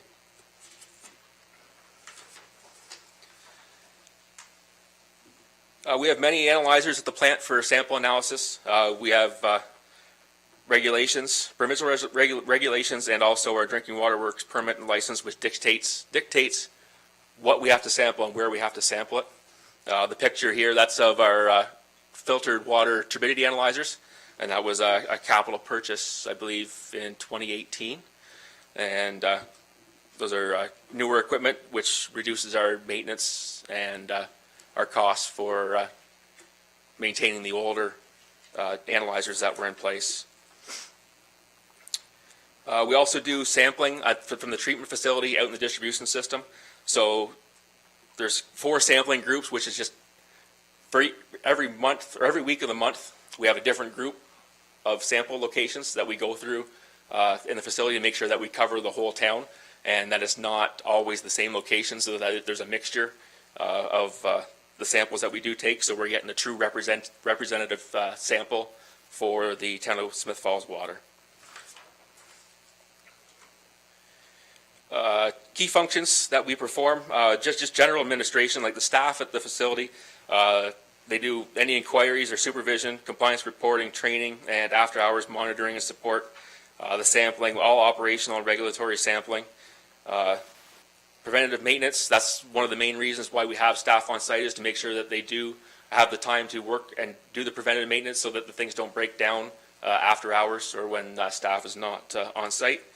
Looking after contractors, and also any other small building repairs or anything else that needs to be done on site. Water treatment resources. So currently, the manager of wastewater treatment, 50% of their wages are water, 50% wastewater. The compliance coordinator position, that's 70% water, 30% wastewater. Director of Public Works is 5%. I'm not sure where the other 95% goes.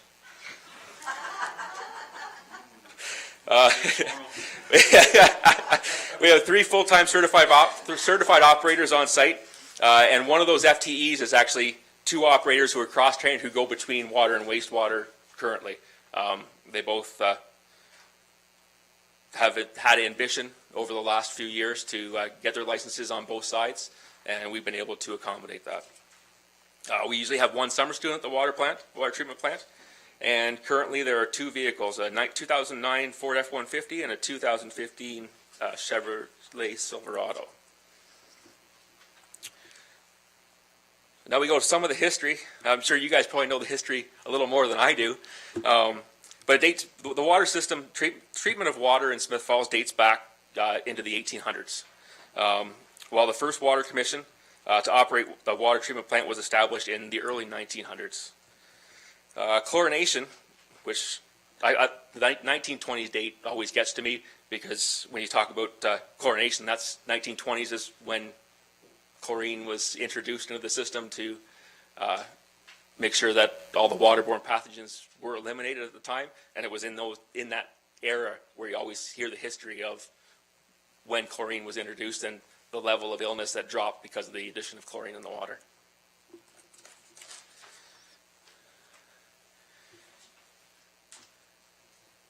And then further on in the history, we pretty much moved to 2010 with the new plant being constructed at a total cost of $26,558,000.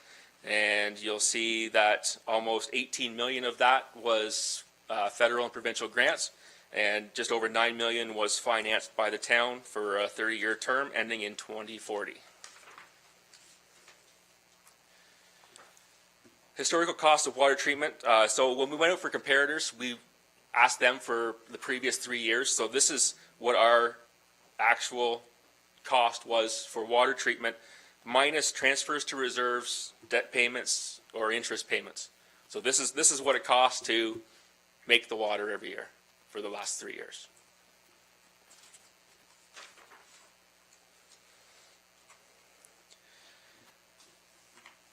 When the team sat down to look at comparators, we had a lengthy discussion because we weren't sure where to go, because we know that Smith Falls with a Class 4 water treatment facility was unique in the area, right? Most other facilities are Class 2s or 3s, or some of them are even smaller than that with the smaller municipalities. And also, do we stick with the local geographical area, or do we try to look at other areas that are similar to the size of the town? I went through contacts with the MOE, different areas, trying to find other systems of our size with the same type of treatment facility, and they were few and far between. I couldn't find any from the resources I had. So what it was decided is that we would just go with a local municipality similar to what we use in our water rate reviews for budget on a yearly basis, and with a couple of additions that we added in here just to see if we could find something else from somewhere else that would be useful. So details of the service and the facility operations. I'll just go through a couple points on the slides. Like I said earlier, the town of Smith Falls is the only municipally owned, operated Class 4 water treatment facility within our comparator group. There's other Class 4 facilities, but many of them are much larger than the town of Smith Falls, so you wouldn't be able to draw a good comparison with a facility of that nature. As well, we're the only system with the Aquadaft system. All the comparators use ActiFlow, which is they use a condensed treatment process, but they add sand as well as their coagulant to actually increase the settlability of the solids, so they can settle out solids faster before they go on to the filtering process. Whereas Smith Falls, we add air to float it, and the clean water comes out underneath. They do the opposite, and they settle it out as fast as they can with the sand to make it a small footprint. Conventional and direct filtrations. Your conventional filtration plant is raw water in, add your coagulant. You have a big settling tank to be able to settle out the solids prior to your filtration, and then the rest of your system.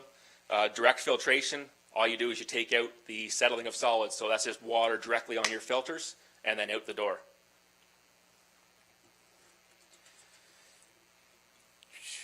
All the comparators facilities had a greater capacity for water storage, either in ground or above ground for the overhead tank. And all of our comparators that we used utilized cross-training between water and wastewater facilities.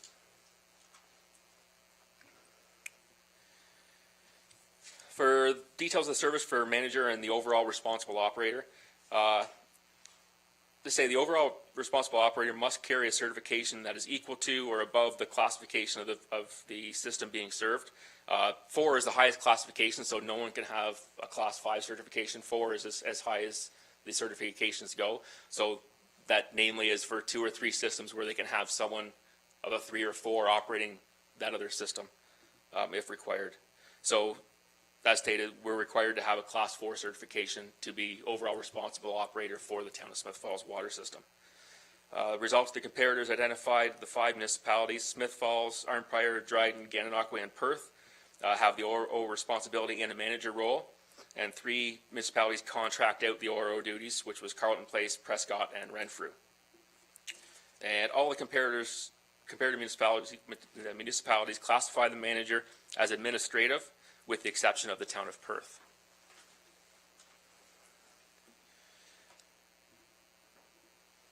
So when we get to the staffing model, it was later found to be a challenging approach similar to that of the wastewater review, based on all the comparators use cross-training, and in Smith Falls, we only have those 2 staff members who are cross-trained in both water, wastewater.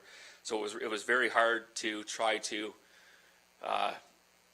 almost estimate what a proper FTE would be for a cross-trained municipality compared to a municipality with the direct FTEs per water or wastewater treatment.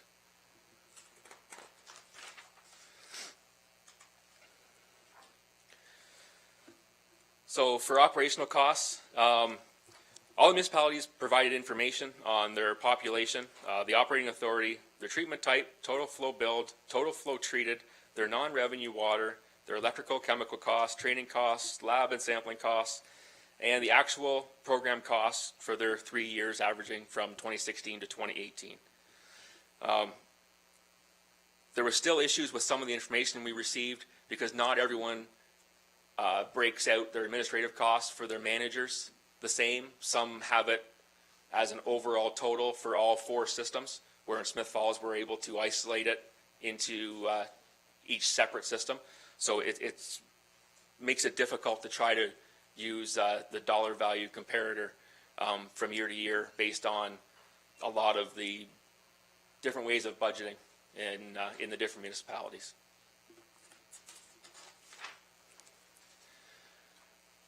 So now we're moving to some of the performance measures.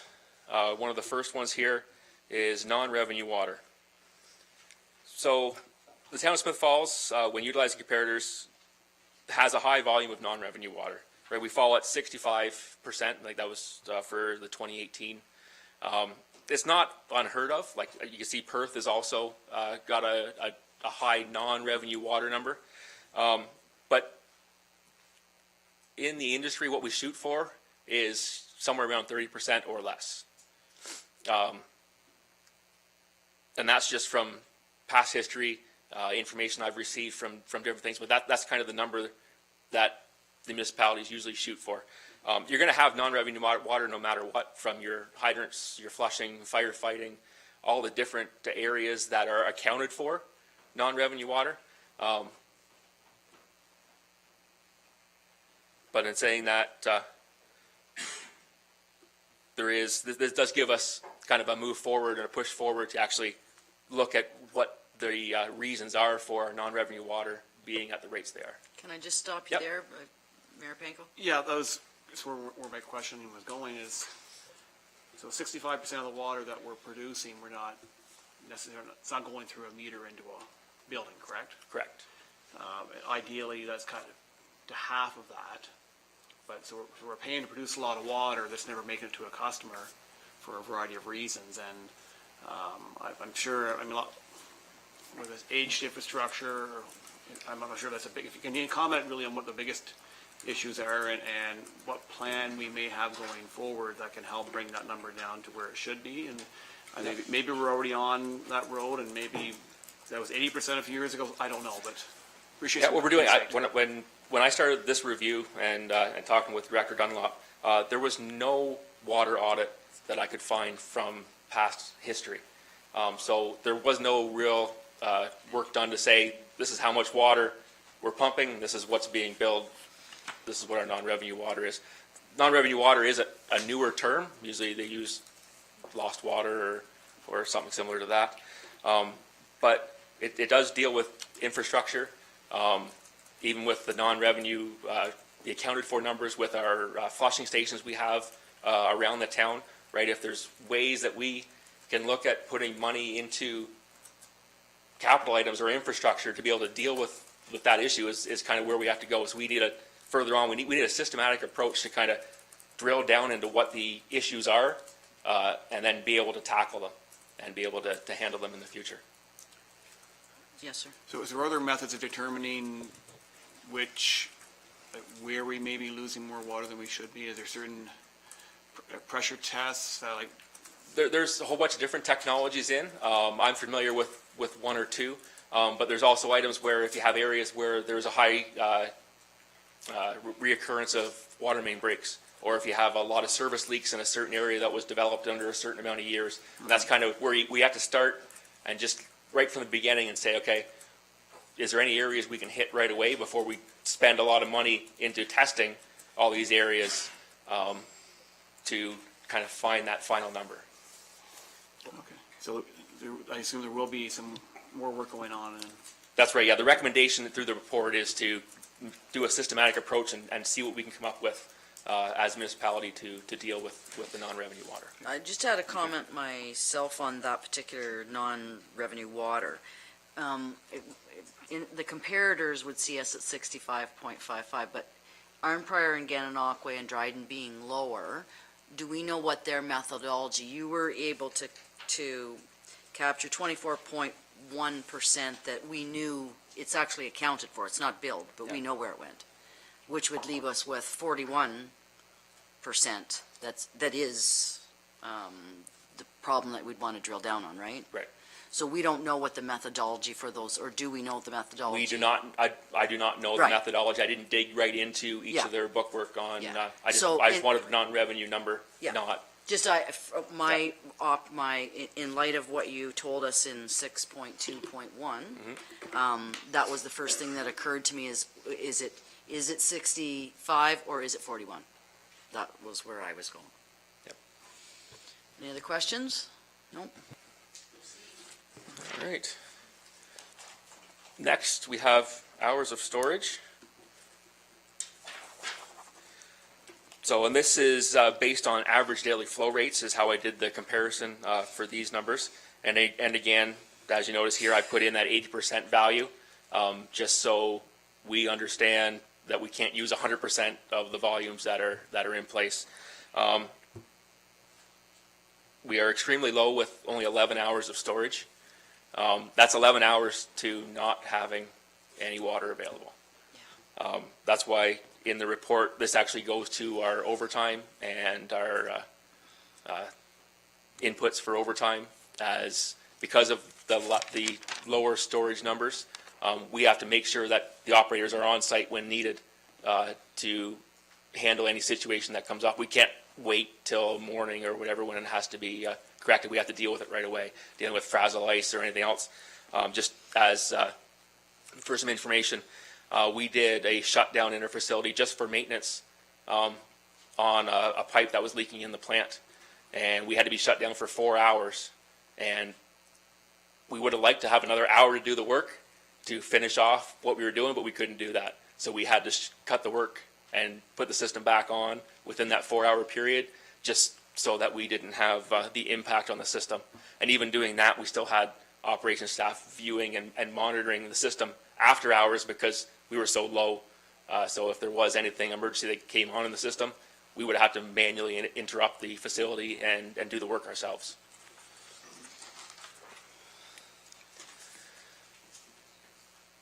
And here's the next performance measure is the FTE per 1,000 population. Again, it's really hard to compare with other municipalities because of their cross-trained staff. We have, like I said, we have the two operators at present who are cross-trained and work back and forth between the water and wastewater plants equally. We are looking at, in the future, is moving towards more of a cross-trained staff, so it helps the municipality as well as it gives the staff something else to learn and a different job to do, so not doing the same thing over and over. The only issue you have is with water treatment and wastewater treatment. They may sound similar, but there's a lot more hands-on, a lot more, I guess, dirty work to do on the wastewater side, where the water side is a lot more administrative. So you're doing a lot more of logbook entries, making sure that everything's documented for the ministry inspections or whatever, to be accountable for what happens at that facility.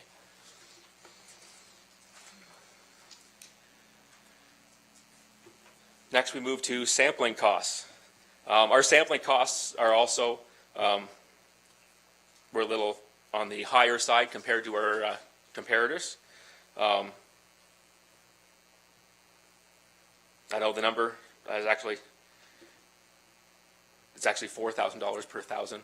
I was off by $1,000 on my numbers.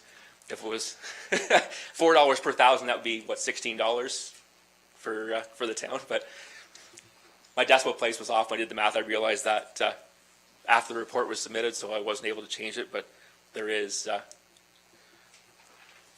that number should be a little bit higher per 1,000 people, right? With 8,000 people in town, it wasn't $32. It was $35,000 is what the budget was for sampling and lab, and I'm sorry for that mistake. The last performance measure, 5.1.5, was the water restrictions in AWQIs.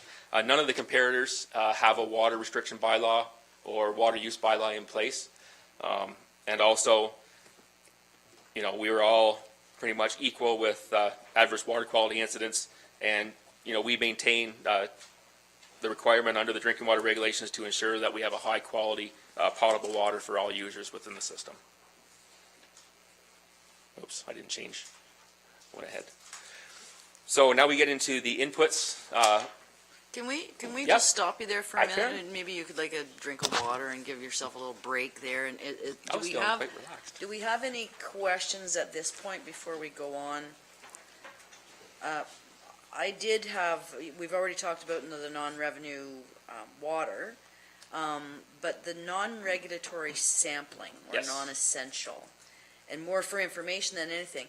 If it's not essential and it's not to meet the regulations, why are we doing it now? Why was it ever For done? operational parameters, so we know how the plant's working, Yeah, right? So there is a lot of testing we do that's not regulatory. We don't have to do it, but we do it to make sure that So we it gives can a comfort we can level. ensure how the facility is operating. okay, good. So, but I think you were suggesting that maybe we could down that or eliminate that, and possibly not. It's a mixture of it's further on the report. It's a mixture of some elimination and downloading to staff because they're already in the lab. Right. So there's some tests that we can add to our daily or weekly lab numbers and have them do it in-house at quite a reduction in cost. And the only other thing that struck me was 11 hours of storage and what that means to us, what that could mean. It's actually frightening. Yes, Councilor Dwyer. Yeah, sorry, I had a question related to that as well, and I just wondered if Mr. Barlow could comment on what that's going to look like in 2 years once we have a new water tower. Is that dramatically going to change that number? We're hoping that will dramatically change depending on the size or the volume of the overhead tank that we're able to put in place. Okay. Right now, I think we were looking at a 3 million gallon, 6 million gallon, 6 megaliter. Okay. And sorry, how So does that compare six- to now? Right now, the overhead tank is, 975 cubic meters? Is that? 6 times. Right, so, yes. So sorry, as a follow-up question, am I safe to assume that that means that we would have 66 hours of storage? You'd be closer to a day's storage on an average flow, Okay. right? Just over a day on average flow rates. So we'd be getting up closer to Perth, but we're still nowhere near Gananoque. That's correct. So what would it take to get us to something that's closer to the 35 to 50 hour mark? Well, Multiple towers? you'd have to look at different zones and possibly then I know, but possibility of moving into the south end of town. Councilor, Director Dunlop's going to come in on that one. No, so storage can be facilitated through many different means. Perth, they have a certain complement of storage in the ground at their plant that they use high lift pumps for, as with their elevated tower. We're much in the same scenario. The allure of elevated tower storage is if you have a mass power outage and your second level of redundancy, like your backup generators, you run into problems with your backup generators, then, you know, you have more time to play with in terms of, again, with increased elevated storage. So I want to also identified to committee that, again, it's 11 hours that would be your tower's empty and your backup power at the plant's down as well. So pretty significant breakdown in terms of operations to get you to that standpoint. So anyways, to recap, this was reviewed with a water tower. There's no question the town needs more storage, and this was highlighted in the EA that J.L. Richards done, and again, we're marching down that path. Advancing a water tower project takes a few years to run through the system, and again, it's still, the momentum is there, and we're working through that design, and you'll see it again in the 2020 budget.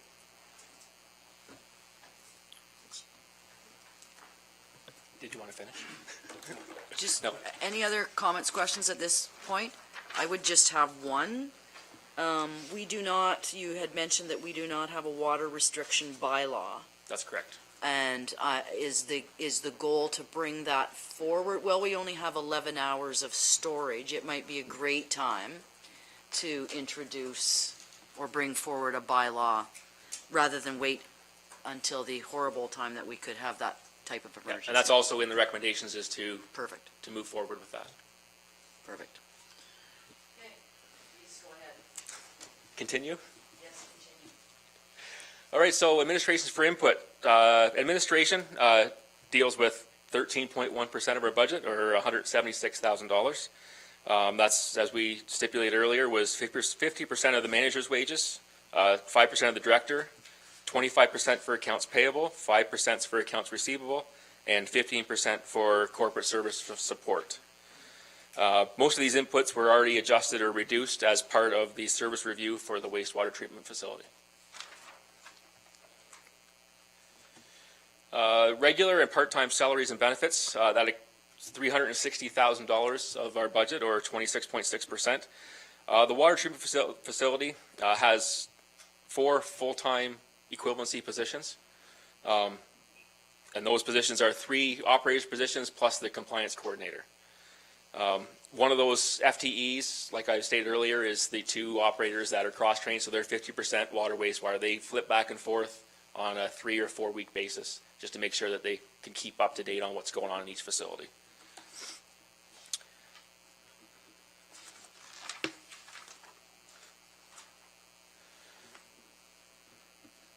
So that's again where we look at this and we think we need to start training more of our staff to be able to operate in both facilities, right, which gives us the ability to ensure that we have enough staff in place to do whatever jobs are necessary.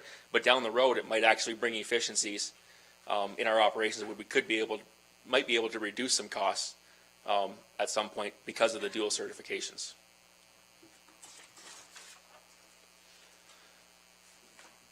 Next input is overtime. Right now, it's averaged $18,500 over the last 3 years, or 1.4% of our budget. And this deals with anything that would happen at the facility after hours, right? So if we deal with frazzle ice, or we deal with, PLC failures, any of those type of issues at the facility, there's an individual, one of the staff members are on call and they'll respond, and that's where most of our overtime hours come from, is to make sure that the facility is operating and running and that we're supplying the service to the municipality.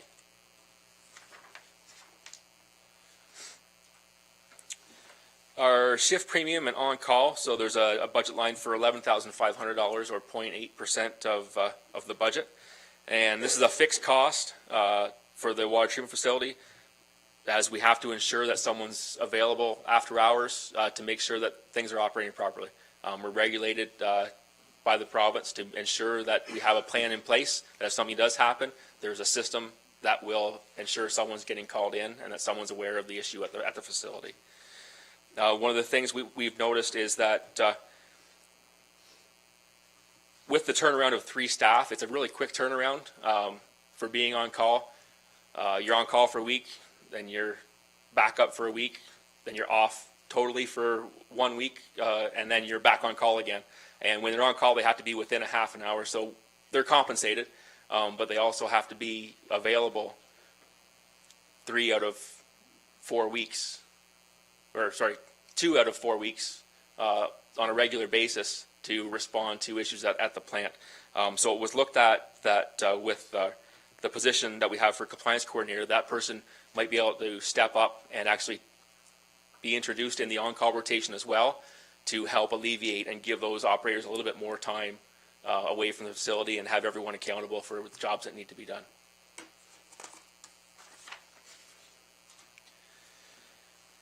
Communications, this is $11,800 or 0.8% of the operating budget.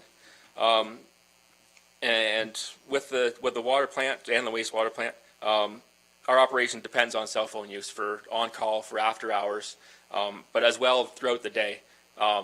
We have a radio system at the plant, which doesn't work in all areas of the facility because of all the concrete, but with Wi-Fi, we're able to ping that throughout the whole facility. So I'm also on-site and off-site at the wastewater plant quite often.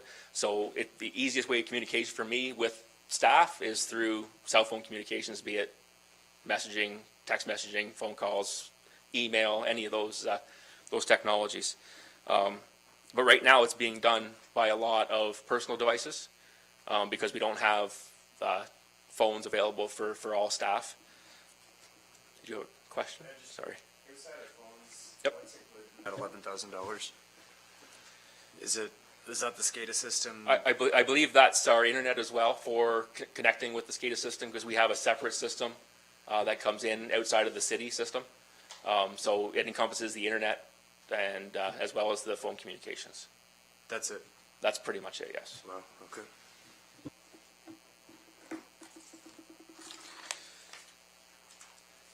And to continue on, it's just in the input, we're looking at moving to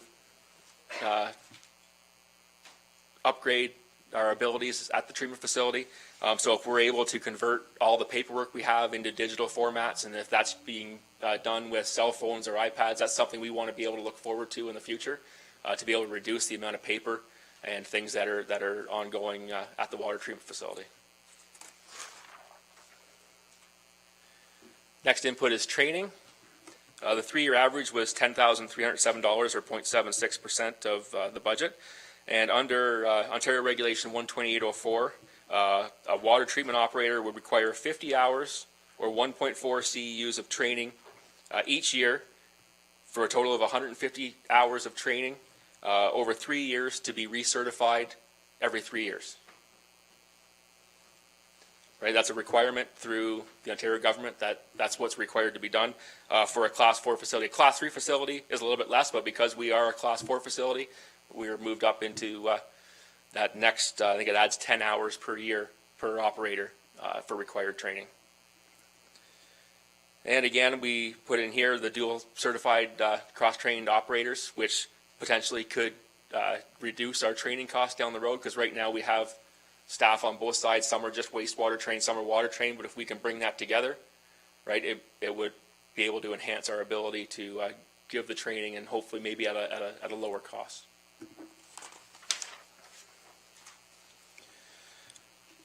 Now our laboratory and sampling, which, yep, sorry. Yep.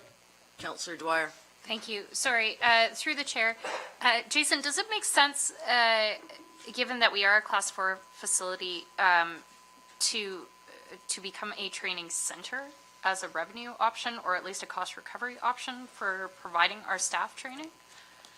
We tried to do that. Like, I know this year we tried as much as we could to hold training in Smith Falls, be it at the community center or at the wastewater plant where we had the available facilities to do that, and then bring in other municipalities so that our costs would be reduced. So we've tried that. Training center, we don't have the space or the capacity to add that to what we are already doing, but there are other training consortiums that are more than willing to come in the area if we can bring in other municipalities to come to Smith Falls, and then that reduces our costs because we're not sending people to different municipalities. Okay. So the next input is our laboratory and sampling. It's $36,918 or 2.7% of our budget. And as discussed earlier, we have all of our regulatory sampling, lead sampling, THMs, our annual sampling schedule 23, 24, quarterly sampling. And a lot of these costs, this is what it costs us to send it to our lab, which is Caducean in Kingston, or SGS, I believe, in Ottawa.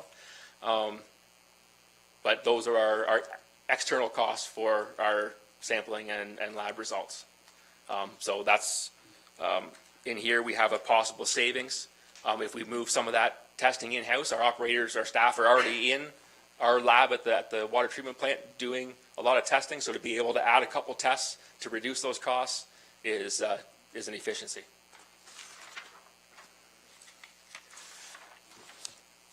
Next input that we looked at was our insurance, and at $17,000 or 1.3% of our budget. This is a fixed cost, and there's not much we can do about our insurance or our taxes. We have a minor fee of $181,000 or 13.4% of our budget. Can I stop you there for a second? Yes. Just, I'm sure there's probably some great reason the CAO is going to be able to share with us, but it just seemed like an odd thing to be paying as property taxes for our own facility. Is there a rule about this? Go ahead. Yeah, so great question, and it seems confounding on the surface, but water treatment plants are considered a utility, and under the Municipal Act, they're subject to taxation. So it does come back, of course, but it's a mechanism to show the true cost of the service. And if it were a private sector treatment facility, they would be subject to the same cost. So it allows us to compare ourselves against other facilities, but knowing that money comes back into municipal coffers. Councillor Dwyer, Councillor McKenna, Councillor McGuire after that. I have to ask, does the same principle apply for other municipal buildings wherein we are paying our water usage that comes from the water treatment plant? We are paying water bills on all of our facilities? Yeah, we have. Okay, so our wastewater plant has a $14,000 water bill every year. oh my God, okay. Councillor McKenna? And does the wastewater plant or any other of our town-owned facilities pay property taxes to the town that you're aware of? The treasurer could answer this, but I believe it's only the Water wastewater and treatment wastewater. facility. Both of those are Both. considered utilities in the context of the Municipal Act, the Station Theatre. Okay. Thank Well, you. it's leased out, right? Councillor McGuire? Do we know if there's any municipalities in Ontario that aren't charging property tax on their utilities? No, it's a requirement under the Act. Well, that's not that popular an answer, but go ahead. There's a municipal act rule about it, so now we have our answers. Now we have our answers. Stupid rule. All right, so we move next to input is our bulk water revenues. The town of Smith Falls, we charge $8.46 per cubic meter of water for bulk water users that come to the facility to hook on and grab some water. Most of these users are from outside the town of Smith Falls who are coming in to get water for jobs, technically in Smith Falls or in the area. It's easier for them to be able to hook on and get some clean water from us than to try to pump it out of a nearby creek or river. It gives them the potable water, clean water characteristics that they require for a lot of their work. Our recommendation is not to include the 2020 rate increase for bulk water because of the increased costs already compared to our municipalities that we use as comparators. So we thought it was justified to leave that fee as it is for this term, for this year. Electricity. So $224,000 or 16.6% of our budget.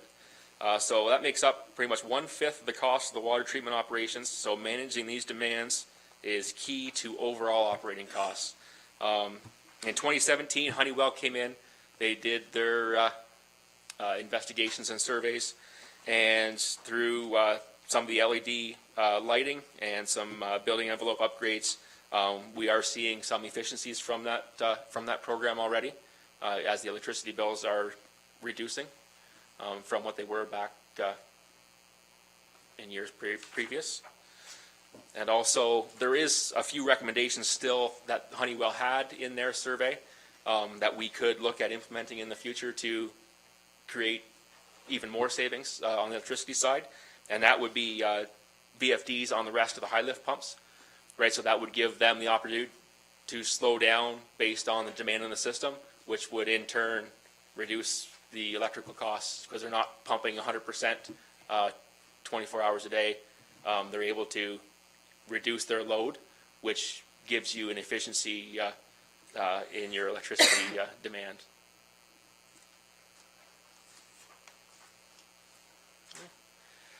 Next one, input is chemicals. So as you are aware, we had quite the increase in our chemical costs this year, going from the $220 per metric ton to $356 per metric ton for the chemical that's been used since, I believe, 2014 at the facility. At first, they used an alum product, and then they went to this past 8 chemical. And, you know, with the ability of staff, we were able to jar test and do what was required at the plant to try to find an ulterior chemical to use to see if we could find one that we could actually reduce our costs a little bit. And contrary to what you would think, but the chemical, the Pax XL 6 at pretty much $100 more per metric ton, because of the way that chemical operates in our system, we're actually able to reduce our volume of chemical used and save money. Right, so it goes against all, you know, just get what costs less to do what you need. Sometimes if you spend a little bit, or you look at the dollar value, and you're able to save money by buying a better product.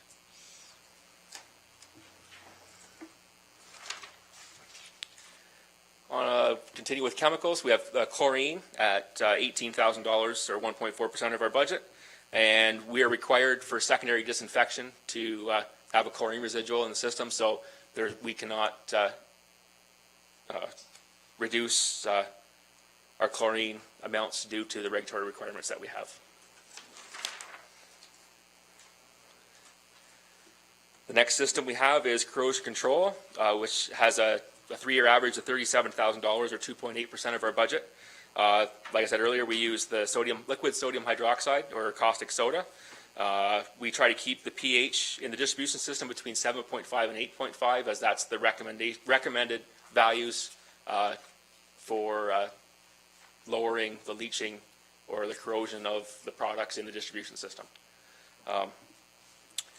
Also with the new coagulant,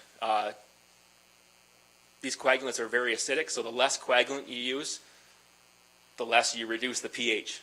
I know there's lots of lesses in there, but we're now, give you an example, our pH after our DAF system, after we added the past 8 coagulant, would drop to 6.5. Now with the new chemical, we're not dropping below 7 for our pH. So that means we don't have to increase the pH as much after the treatment to be able to get to those values we need. So there is a potential. We haven't seen savings yet in this year's budget, but there is potential in 2020 to actually have that the number for the amount of caustic soda we use actually reduce. But we have to, it's one of those things where you can't trial that. You have to go through the system and then see where your numbers come through at the end.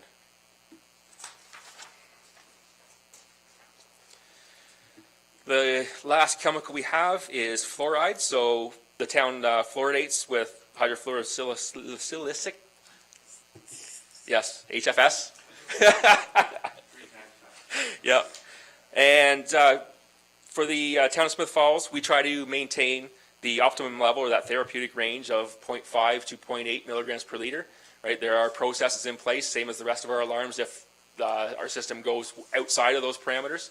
There is natural fluoride in the water. We test the fluoride on our raw water on a regular basis, and there is always some fluoride in the water before we even receive it at the facility. And based on the council's decision back, I think it was the 1960s, when we started fluoridating in the town of Smith Falls, and recommendations from the health unit and then the medical officer of health and different professionals, that we have continued to do so at that 0.5 to 0.8 range.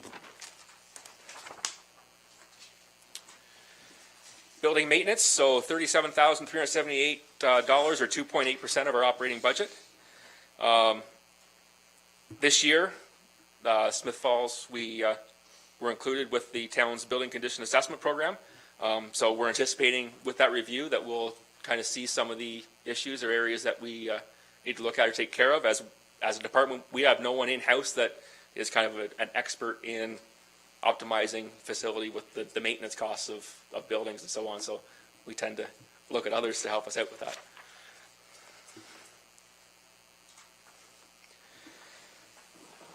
So our next input is fleet, which is $5,197 or 0.4% of our operating budget.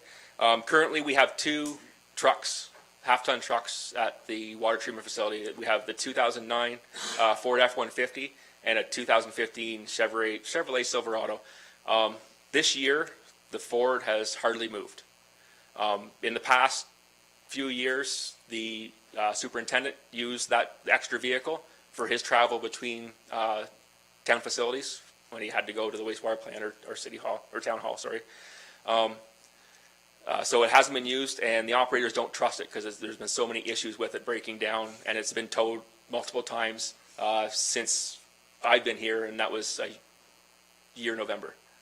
So it's a vehicle that we can let go of the division, and we'll be able to use rental cars for training and different things to make up the mileage that we require.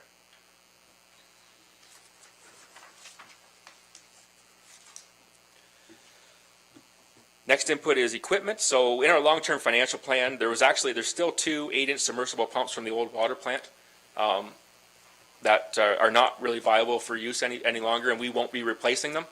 So those items can be removed from the long-term financial plan at a capital savings of the $32,000.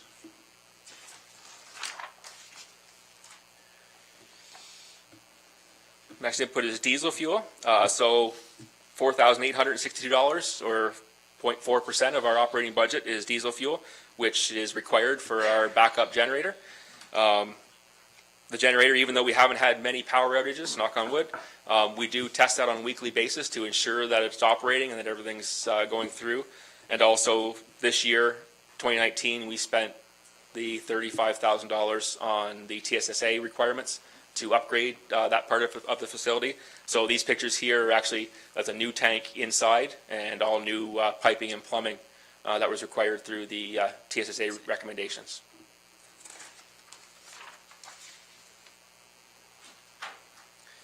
So for materials and contracted services, in here, the team wanted to identify that we should really have or look at a computerized maintenance management system or software for our treatment facility.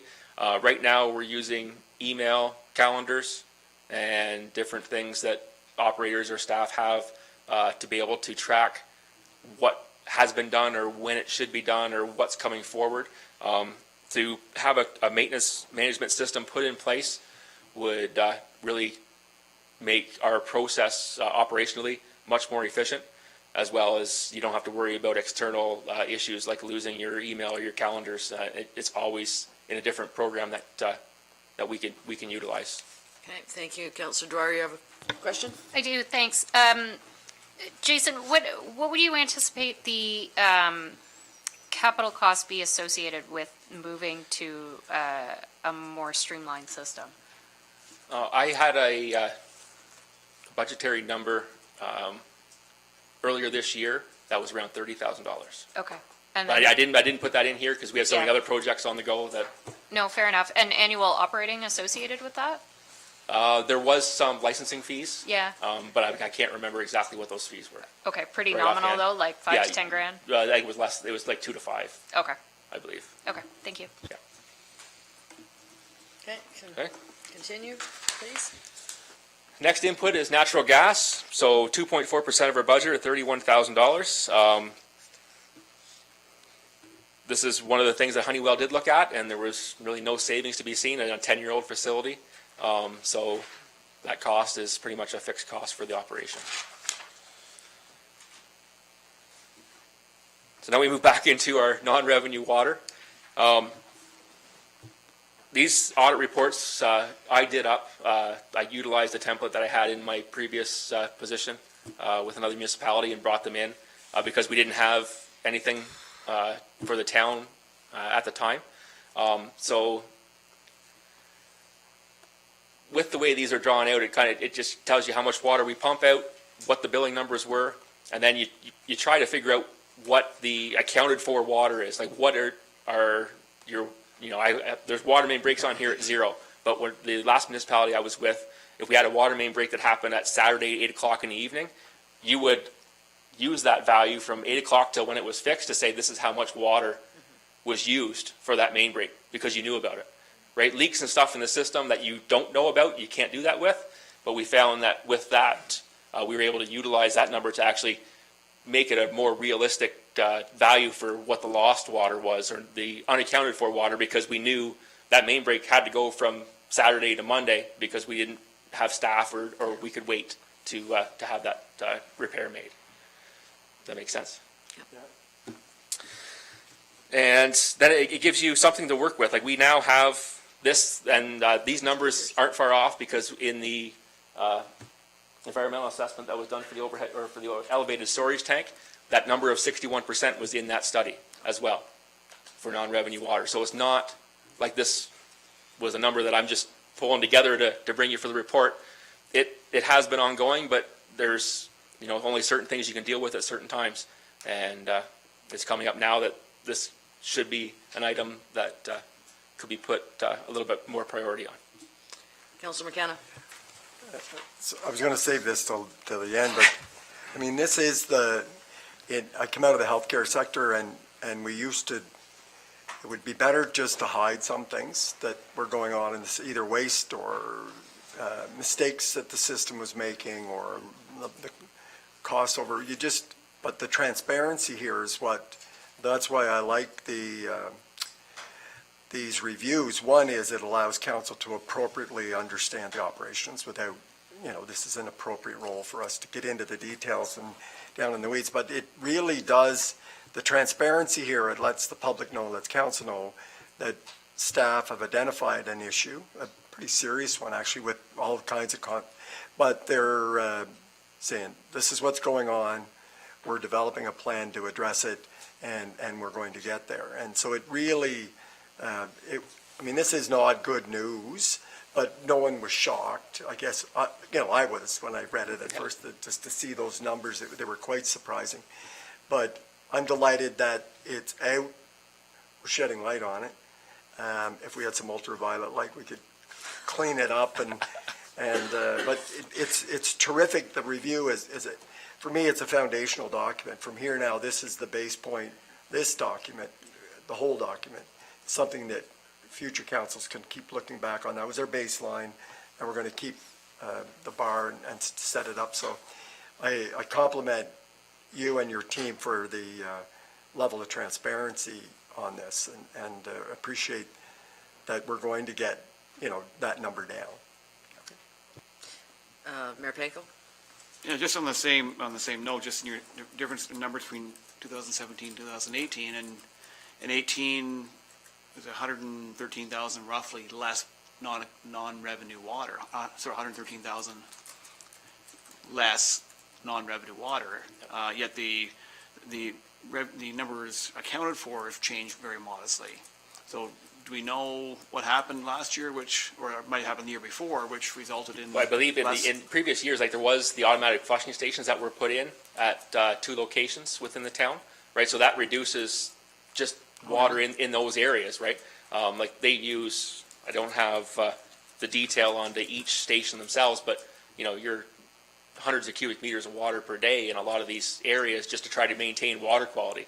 And that's just with a 3/4 inch line running full out 24/7.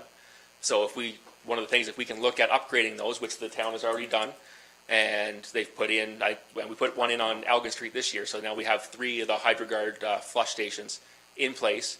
So they are able to give us the ability to reduce that amount of non-revenue water more efficiently.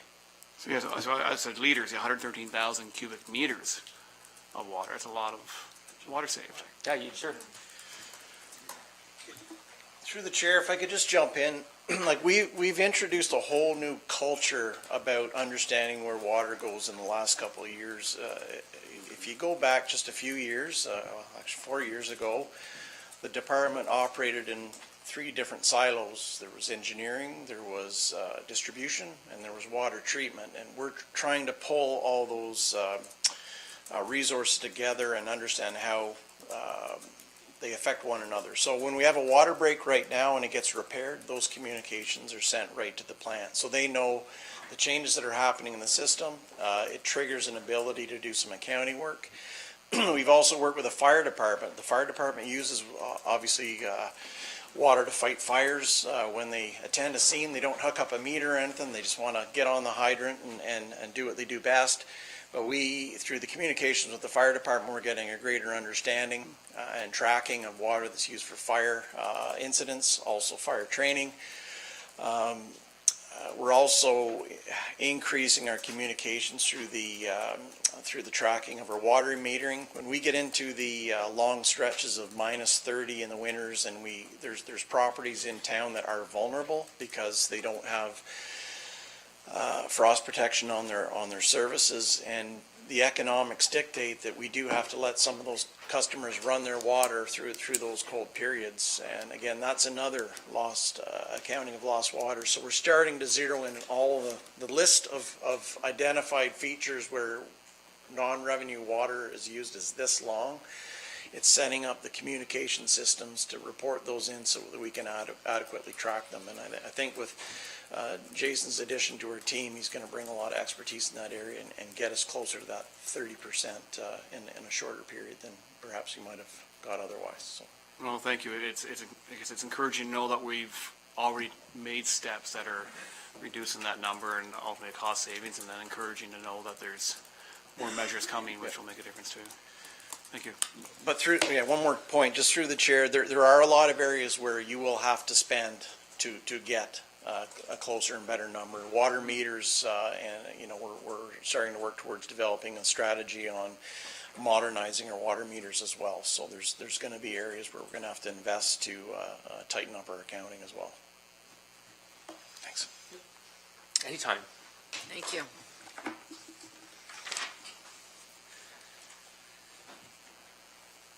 So more information on non-revenue, I don't know if everyone wants me to go over this more, but we've been through the non-revenue water for a while. I think we've nailed Right? non-revenue But the water. recommendation here is to develop a long-term strategy to deal with the non-revenue water. Like, we got to come up with a plan and to be able to tackle it. Yeah.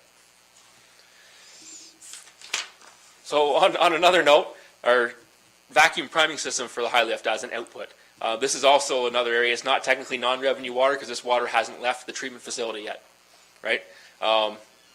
Going through a quick summary, the 4 high lift pumps have bleeder lines on them. Those bleeder lines are running water out of them 24/7. They cannot be turned off.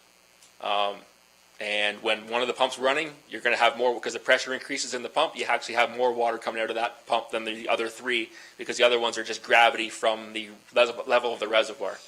So currently, how the plant works is that this is where this 30% number comes in that I talked about earlier with our usable capacity. Once we go below that 30% mark, any pump that's not running will be airlocked and will be unable to start. So we have no system to get the water back up into the pump because it's already drained out. Only the pump that is running, because it's got its own prime, will be able to deliver water to the town of Smith Falls. So with these numbers, you look at those bleed lines, and I've calculated that it's about 110 cubic meters per day of water that is lost through these bleed lines, which, as you read, if our plant runs 70 liters per second, which is our average flow rate for a 24-hour period, that's 30 minutes of run time. Right, so the plant has to run 30 minutes to make that water.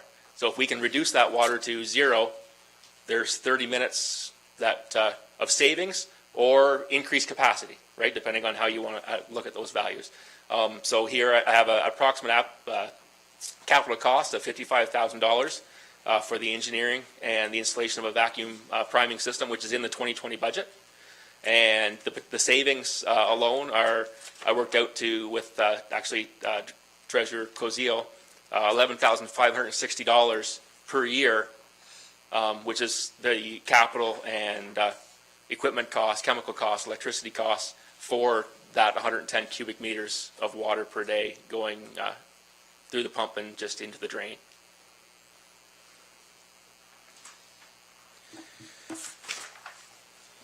So now we come to our consideration and the internal improvements. So in the closing summary, the operational efficiencies is that high lift vacuum priming system, which had, a payback of 4.75 years is a very good payback for something of that nature, and the extra capacity or the savings that you'll see from that system.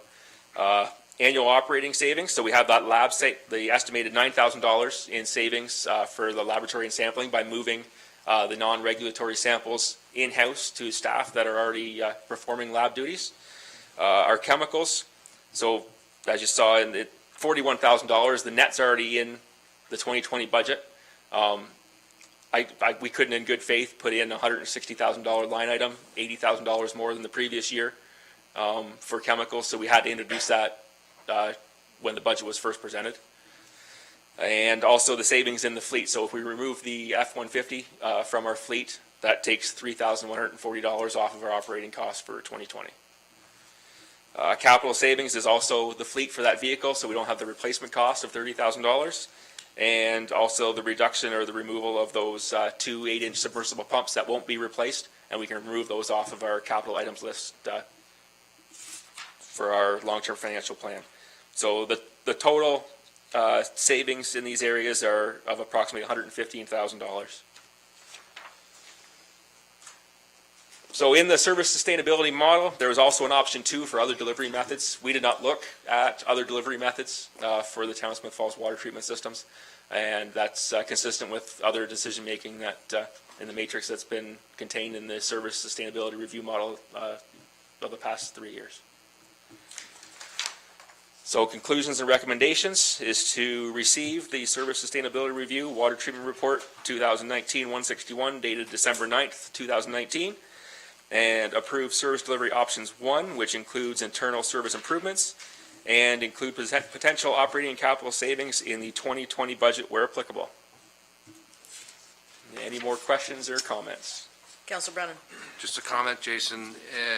This was a really informative and enlightening presentation, and hopefully people are watching it as well. And it shines a light on the complexities of delivering safe drinking water to our citizens. And we have a supreme responsibility around this table, and the buck stops with us. So I want to thank you for that, and certainly accept it, and we'll accept the $100,000 savings too. Thanks. Any other comments or questions for Mr. Barlow? Councilor McKenna. So again, thank you. And I don't know what everyone did. You already have a full-time job, and throughout this, you did this service review on top of that. And the quality of the report and the writing of it and the layout is excellent. I've read lots of reports. It's first class. Is the non-revenue generated water, is it, you have to report almost everything to the province. Is this one of the categories you have to report to them? I don't think it's a regulated requirement. I know in my history, it was a yearly report that we did for our annual summary that we gave to council every year, and it was one of those in there, and it's now going to be incorporated into the annual summary that the Town of Smith Falls receives on a yearly basis. And in the license with the province to operate the plant, do we have usually to take water out of a river, you have to have a permit. Is there a volume that we have, or is as much as? No, our volume is 18,000 cubic meters per day approximately. Our plant's rated at 14, our permit to take water is 18 to deal with the expansion that we have. That was in there, yeah, Yes. thank you. Yeah. Any other questions or comments? I would add my thanks to what Councillor Brennan said. It was a very good report, and while I was writing down my questions at the beginning, by the time I got to the end of the report, they'd all been answered. So, thank you very much. It was very good. And you are. Thank you. Oh, we do support the recommendations. All that. I almost forgot the recommendations. Yes, there is. Proceed as how you have outlined, please. Thank you. Councillor Brennan. Madam Chair, with committee's concurrence, I propose we defer the next service review because I want to give it as much attention as this one. So, I don't think it's that time sensitive. I would look around the table to see if everyone, poor Dr. Costello has sat here waiting for her turn, and yet I agree with Councillor Brennan. I don't know that I could give it the attention it should get. I don't think her heart will be broken. I could keep going. You- Yeah, I don't know why we would defer it, but I'll go with the group. I think I could pay better, myself, I could pay better attention if this wasn't after 2.5 hours in the seat.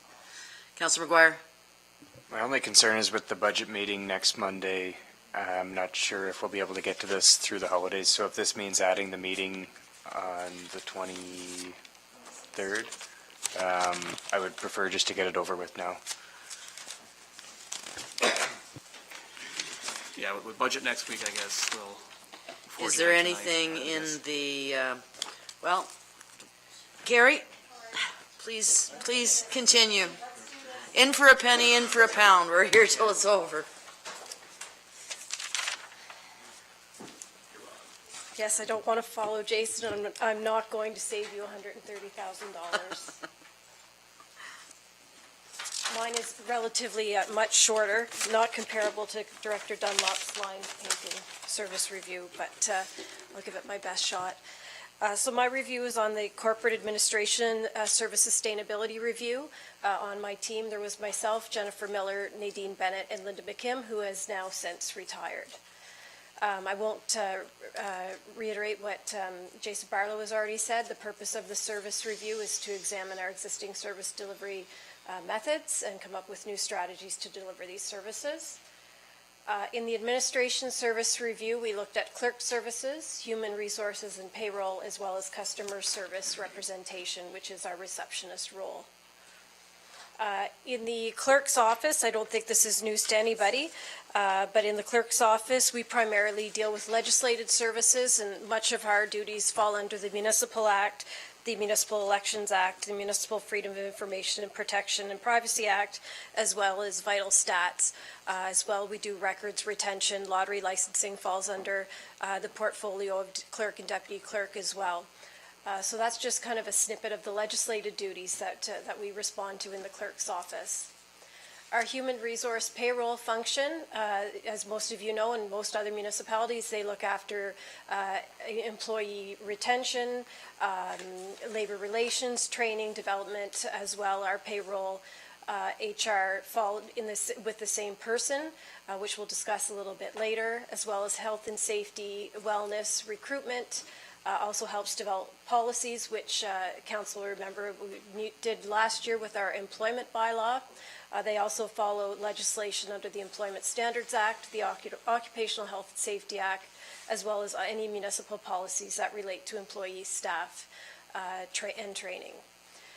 Customer service representation, I don't think I need to tell anybody that this probably is the most important position that we have. It's the first person people see, first person that somebody talks to or interacts with at the town, whether it be you as an elected official, you as a candidate during the election, a tourist or a business owner. It's a key contact for any public inquiries we have, whether they're telephone or in person. This person also does all the payments at the counter as well as some administrative functions. This is a snippet of kind of our timetable. So we began in July 2019 and we'll finalize this evening with our report to Committee of the Whole. We picked our comparators based on population and number of council members. There was a small deviation with Penetanguishene as well as South Bruce Peninsula with the number of elected officials, but we kept them in the mix because of their population numbers. And we looked at two areas of focus, mostly because most of the things that we deal with are on a legislative level. We dealt with the comparison of fees for service as well as a comparison of staffing levels versus duties and responsibilities. Under the fees category for administration, we reviewed marriage licensing fees, vital statistics, which is our burial permits, which we issue here at the Town Hall, Commissioner of Oaths, lottery licensing, freedom of information requests, and integrity commissioner. For the most part, we did our comparators, our survey with our comparators, and that is in the report. We were comparable with all of our comparators, which was good news. This is something we do annually, so it wasn't a big surprise. We do a reach out to make sure we are on an even keel with other municipalities. The only one that we did differ there was two we differed from, one being lottery licensing and two being the integrity commissioner. Freedom of information is another legislated fee that we have to impose. It's a $5 application fee. So the two that I just wanted to discuss in a little bit more length would be the lottery licensing, which council did away with in 2016, I believe. In the report, I did outline the revenue that we derived from lottery licensing. In 2014, it was just over $16,000. In 2015, it was closer to $18,000, $17,711. And 2016, it was $19,911. So in the report, I did outline to council kind of where we were at with that. At the time, I think we were hoping that the service clubs would put that money back into the community instead of having to pay a lottery licensing fee. But it was one of the things that stood out from our comparators, so I wanted to bring that to the forefront. The second was our fee for the integrity commissioner. Our comparators, none of them have a fee for an integrity commissioner. As council is aware, that was something that was debated when we appointed our integrity commissioner, and we did decide on a $150 application fee, a portion of which goes back to the applicant depending on the findings of the report. So that was another thing that came out that was different. However, we are on par with all of our Lanark County group, and that was something that we all did together, was the code of conduct. So at this point, we're not recommending any change to that. We feel it'll serve us well. Again, that's up to council's decision if they ever wanted to change that, though. Can I interrupt you there for a second? Certainly. Director Costello, just while we're on this subject, it was striking to me, and I recall the discussion at the time of lottery license fees being wiped out, and yet then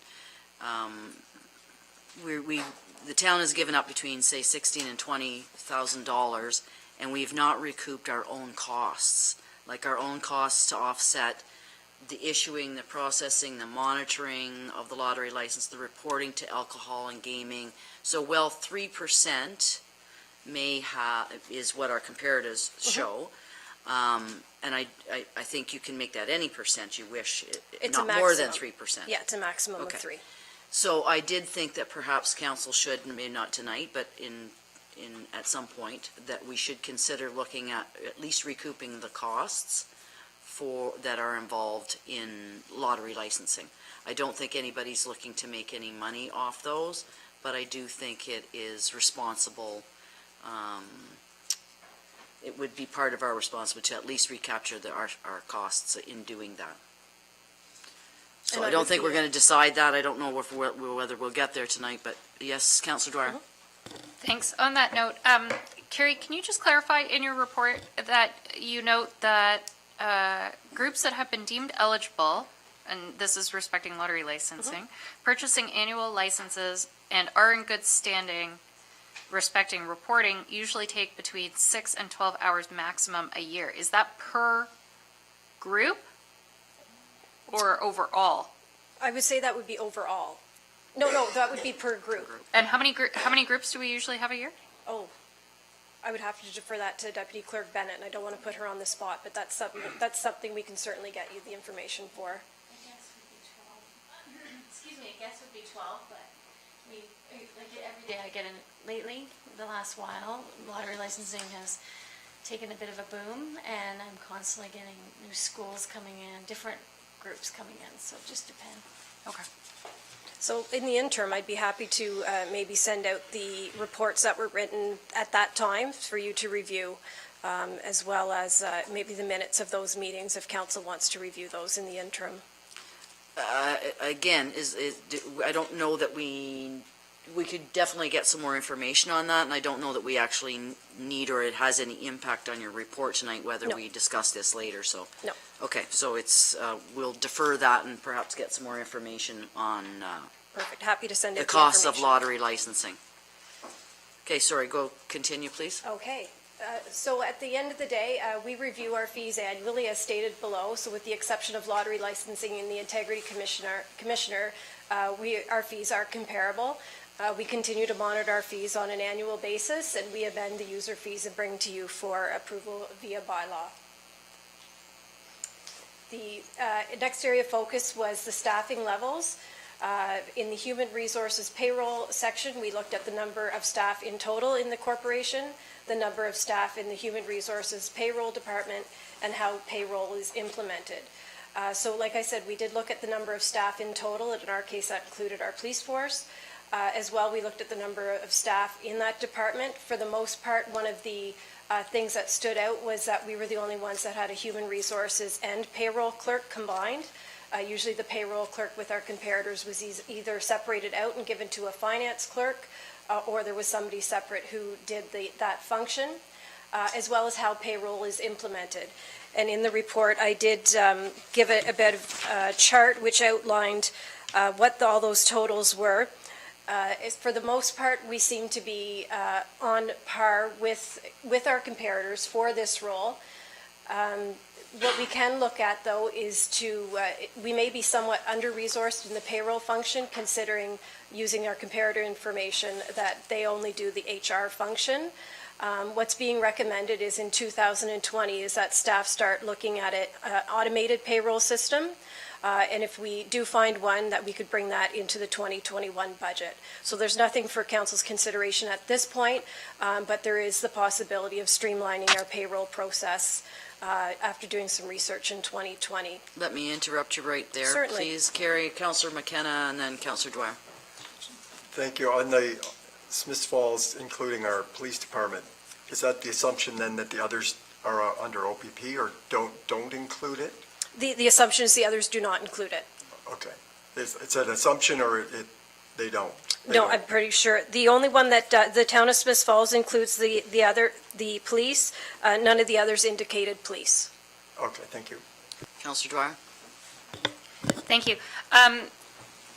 Carrie, I don't disagree that we should probably be looking at an electronic payroll system because manual entry seems like we're stuck in the Stone Age. But at the same time, I noticed that Temiskaming Shores had the Director of Corporate Services fulfilling part of that human resource function. Mm-hmm. Was that something that was investigated as part of this SDR? My position as director, the human resources falls under my mandate as well, so I do oversee it and do get involved in quite a few of the HR roles, although it's not my primary function.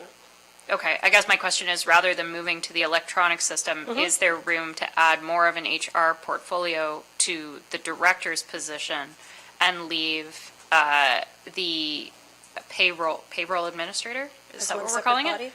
As a separate body, yeah, with supporting roles to you in HR. My first answer would be no. Not the way the current job description is right now. It's a big role within the town of Smiths Falls, the human resources. Any other questions at this point? Okay, please go on. Certainly. So, like I said, nothing in the imminent future for council to decide, but something to consider for 2021. Staffing level in the clerk services department, we looked at the number of members serving on council, the number of staff in clerk services, as well as meeting management.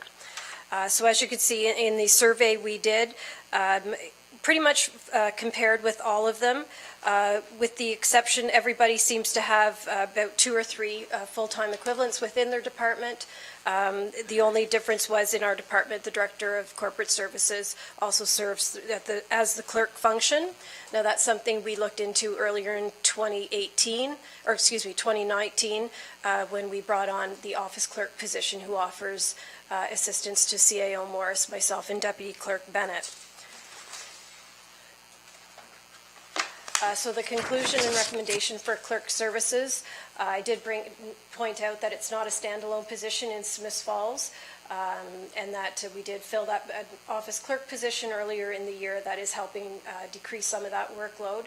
However, it's being recommended that the clerk's office purchase a meeting management software package that will streamline our meeting process, report approvals, and live stream meetings. And this request has already been captured in the 2020 budget. I see, Councillor McKenna. Just when we, if, well, either we get the grant to do the modernization or we're going to move ahead with our whole IT review, and that perhaps that in itself requires a service review. Is it the impact of a new technology platform across the organization can have, gain efficiencies in some areas and add work in others. So this is for the next year or so, but I think as you will come back and let us know, I think it'll have really a positive impact on the efficiency of all employees and has potential to shift resources around in a really dramatic way. Agreed. Not to overstate it, but It could. A modernized system, has tremendous benefits, so. And that's, when is that in again? Is that in this 2020? Yes. The review of it, okay, Yeah, thank you. I have included that. Any other questions on that particular point? Okay, please go on, Director Costello. The final position we looked at was customer service, and the only factor examined was the number of customer service representatives, as all the comparators had relatively the same population. Again, reiterating how imperative it is to have someone good in this position.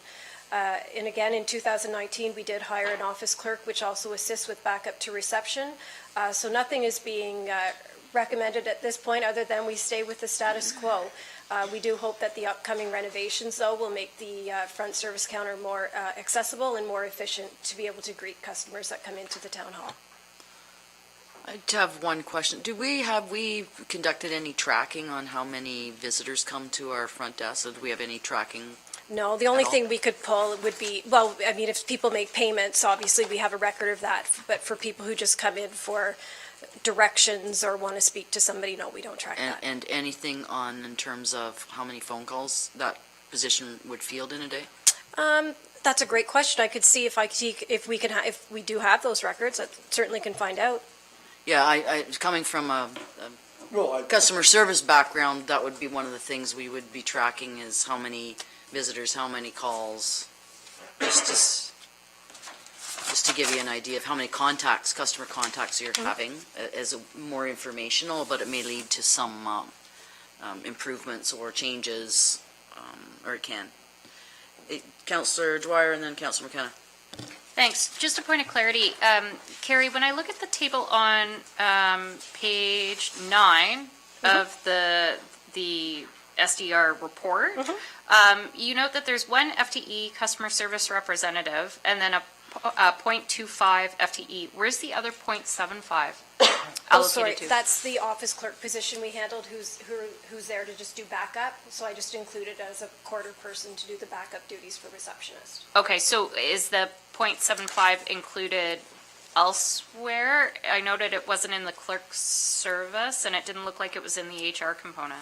No, it would fall under in our payroll budget, it would fall under the clerk services. It's not captured in a staffing level, if that makes any sense. Yeah, no, it does. Okay, thank you.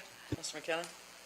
Just in support of a really robust human resources position or multiple positions, a multi-union environment, multiple contracts, and also a provincial environment that's regulating labor relations and occupational health and safety. Like it's a very complex environment, and I wouldn't ever want us to step back. If anything, I'd say, are we under-resourced in that area? And just to keep an eye on that, it's one of the greatest risks in hiring and also in firing. It's a very expensive proposition, and getting that right and getting the team, like the quality people you have now, and keeping them, we can't invest enough in that area. C.L. Morris. Yeah, just to pick up on Councillor McKenna's comment. I think one of the areas we're probably deficient in are actually two. One is talent management, and that was a focus for this new HR advisor role. The other area is labor relations. Unfortunately, we have really good relationships with our frontline workers, so it doesn't take as much effort as perhaps it could otherwise. But I would say that what we're trying to do is look for process improvements and efficiency improvements to try and free up time for those things we're not doing an adequate job at right now. And that's not a reflection of the staff, that's simply a reflection of the tremendous workload. And I'll give you an example. You know, the level of effort for payroll is directly proportional to the information you want to gather. So Mr. Barlow indicated earlier that we're tracking costs for water treatment versus wastewater treatment versus the collection system versus the distribution system. If we stopped doing that, we'd free up time in HR. But we feel that's an important process to go through so we can track costs accurately on the by department. So we're going to look at some of those processes and decide, is it worth the effort to get the data that we're now getting, and hopefully make process improvements based on, does it make sense? We know there's a cost in terms of time, but what's the payback? And do we really need that level of detail? So that's kind of the next layer of this analysis, is to understand, are we working efficiently? So, good point, and you know, I think we're trying to be as nimble as possible at the staffing level, and we think certainly through modernization and optimization we can function with the number of staff that we have. If we find out we cannot, we'll certainly get back and tell you why we cannot. Thank you. And did you have some? Just Final. a kind of a summary, looking for my recommendations again, that we research an electronic payroll system and add this to the 2021 budget if we find something that is sufficient. In the clerk's services office, we're looking to purchase a meeting management software package. And like I said, that's already been captured in the 2020 budget that you're deliberating. And customer service, status quo regarding staffing levels, and we're just hopeful with the upcoming renovations. The upcoming renovations will offer more effective and efficient, accessible areas to greet our customers. Thank you. Any last questions or comments for Director Costello? Again, that's the information that our staff, including yourself, brings us, helps us all have a better picture of how this all works, and we hope that the press and the people who watch this learn from it as well as council does. So appreciate it, Carrie. Thanks very much. Following Jason is not an easy task. No. He's a little more wordy. Yeah. He's got more detail in his report. If there are no, nothing else, there are no in-camera issues, I will see a Councillor Dwyer, motion to adjourn. Seconded by Councillor McGuire. All in favor? That is Dwyer.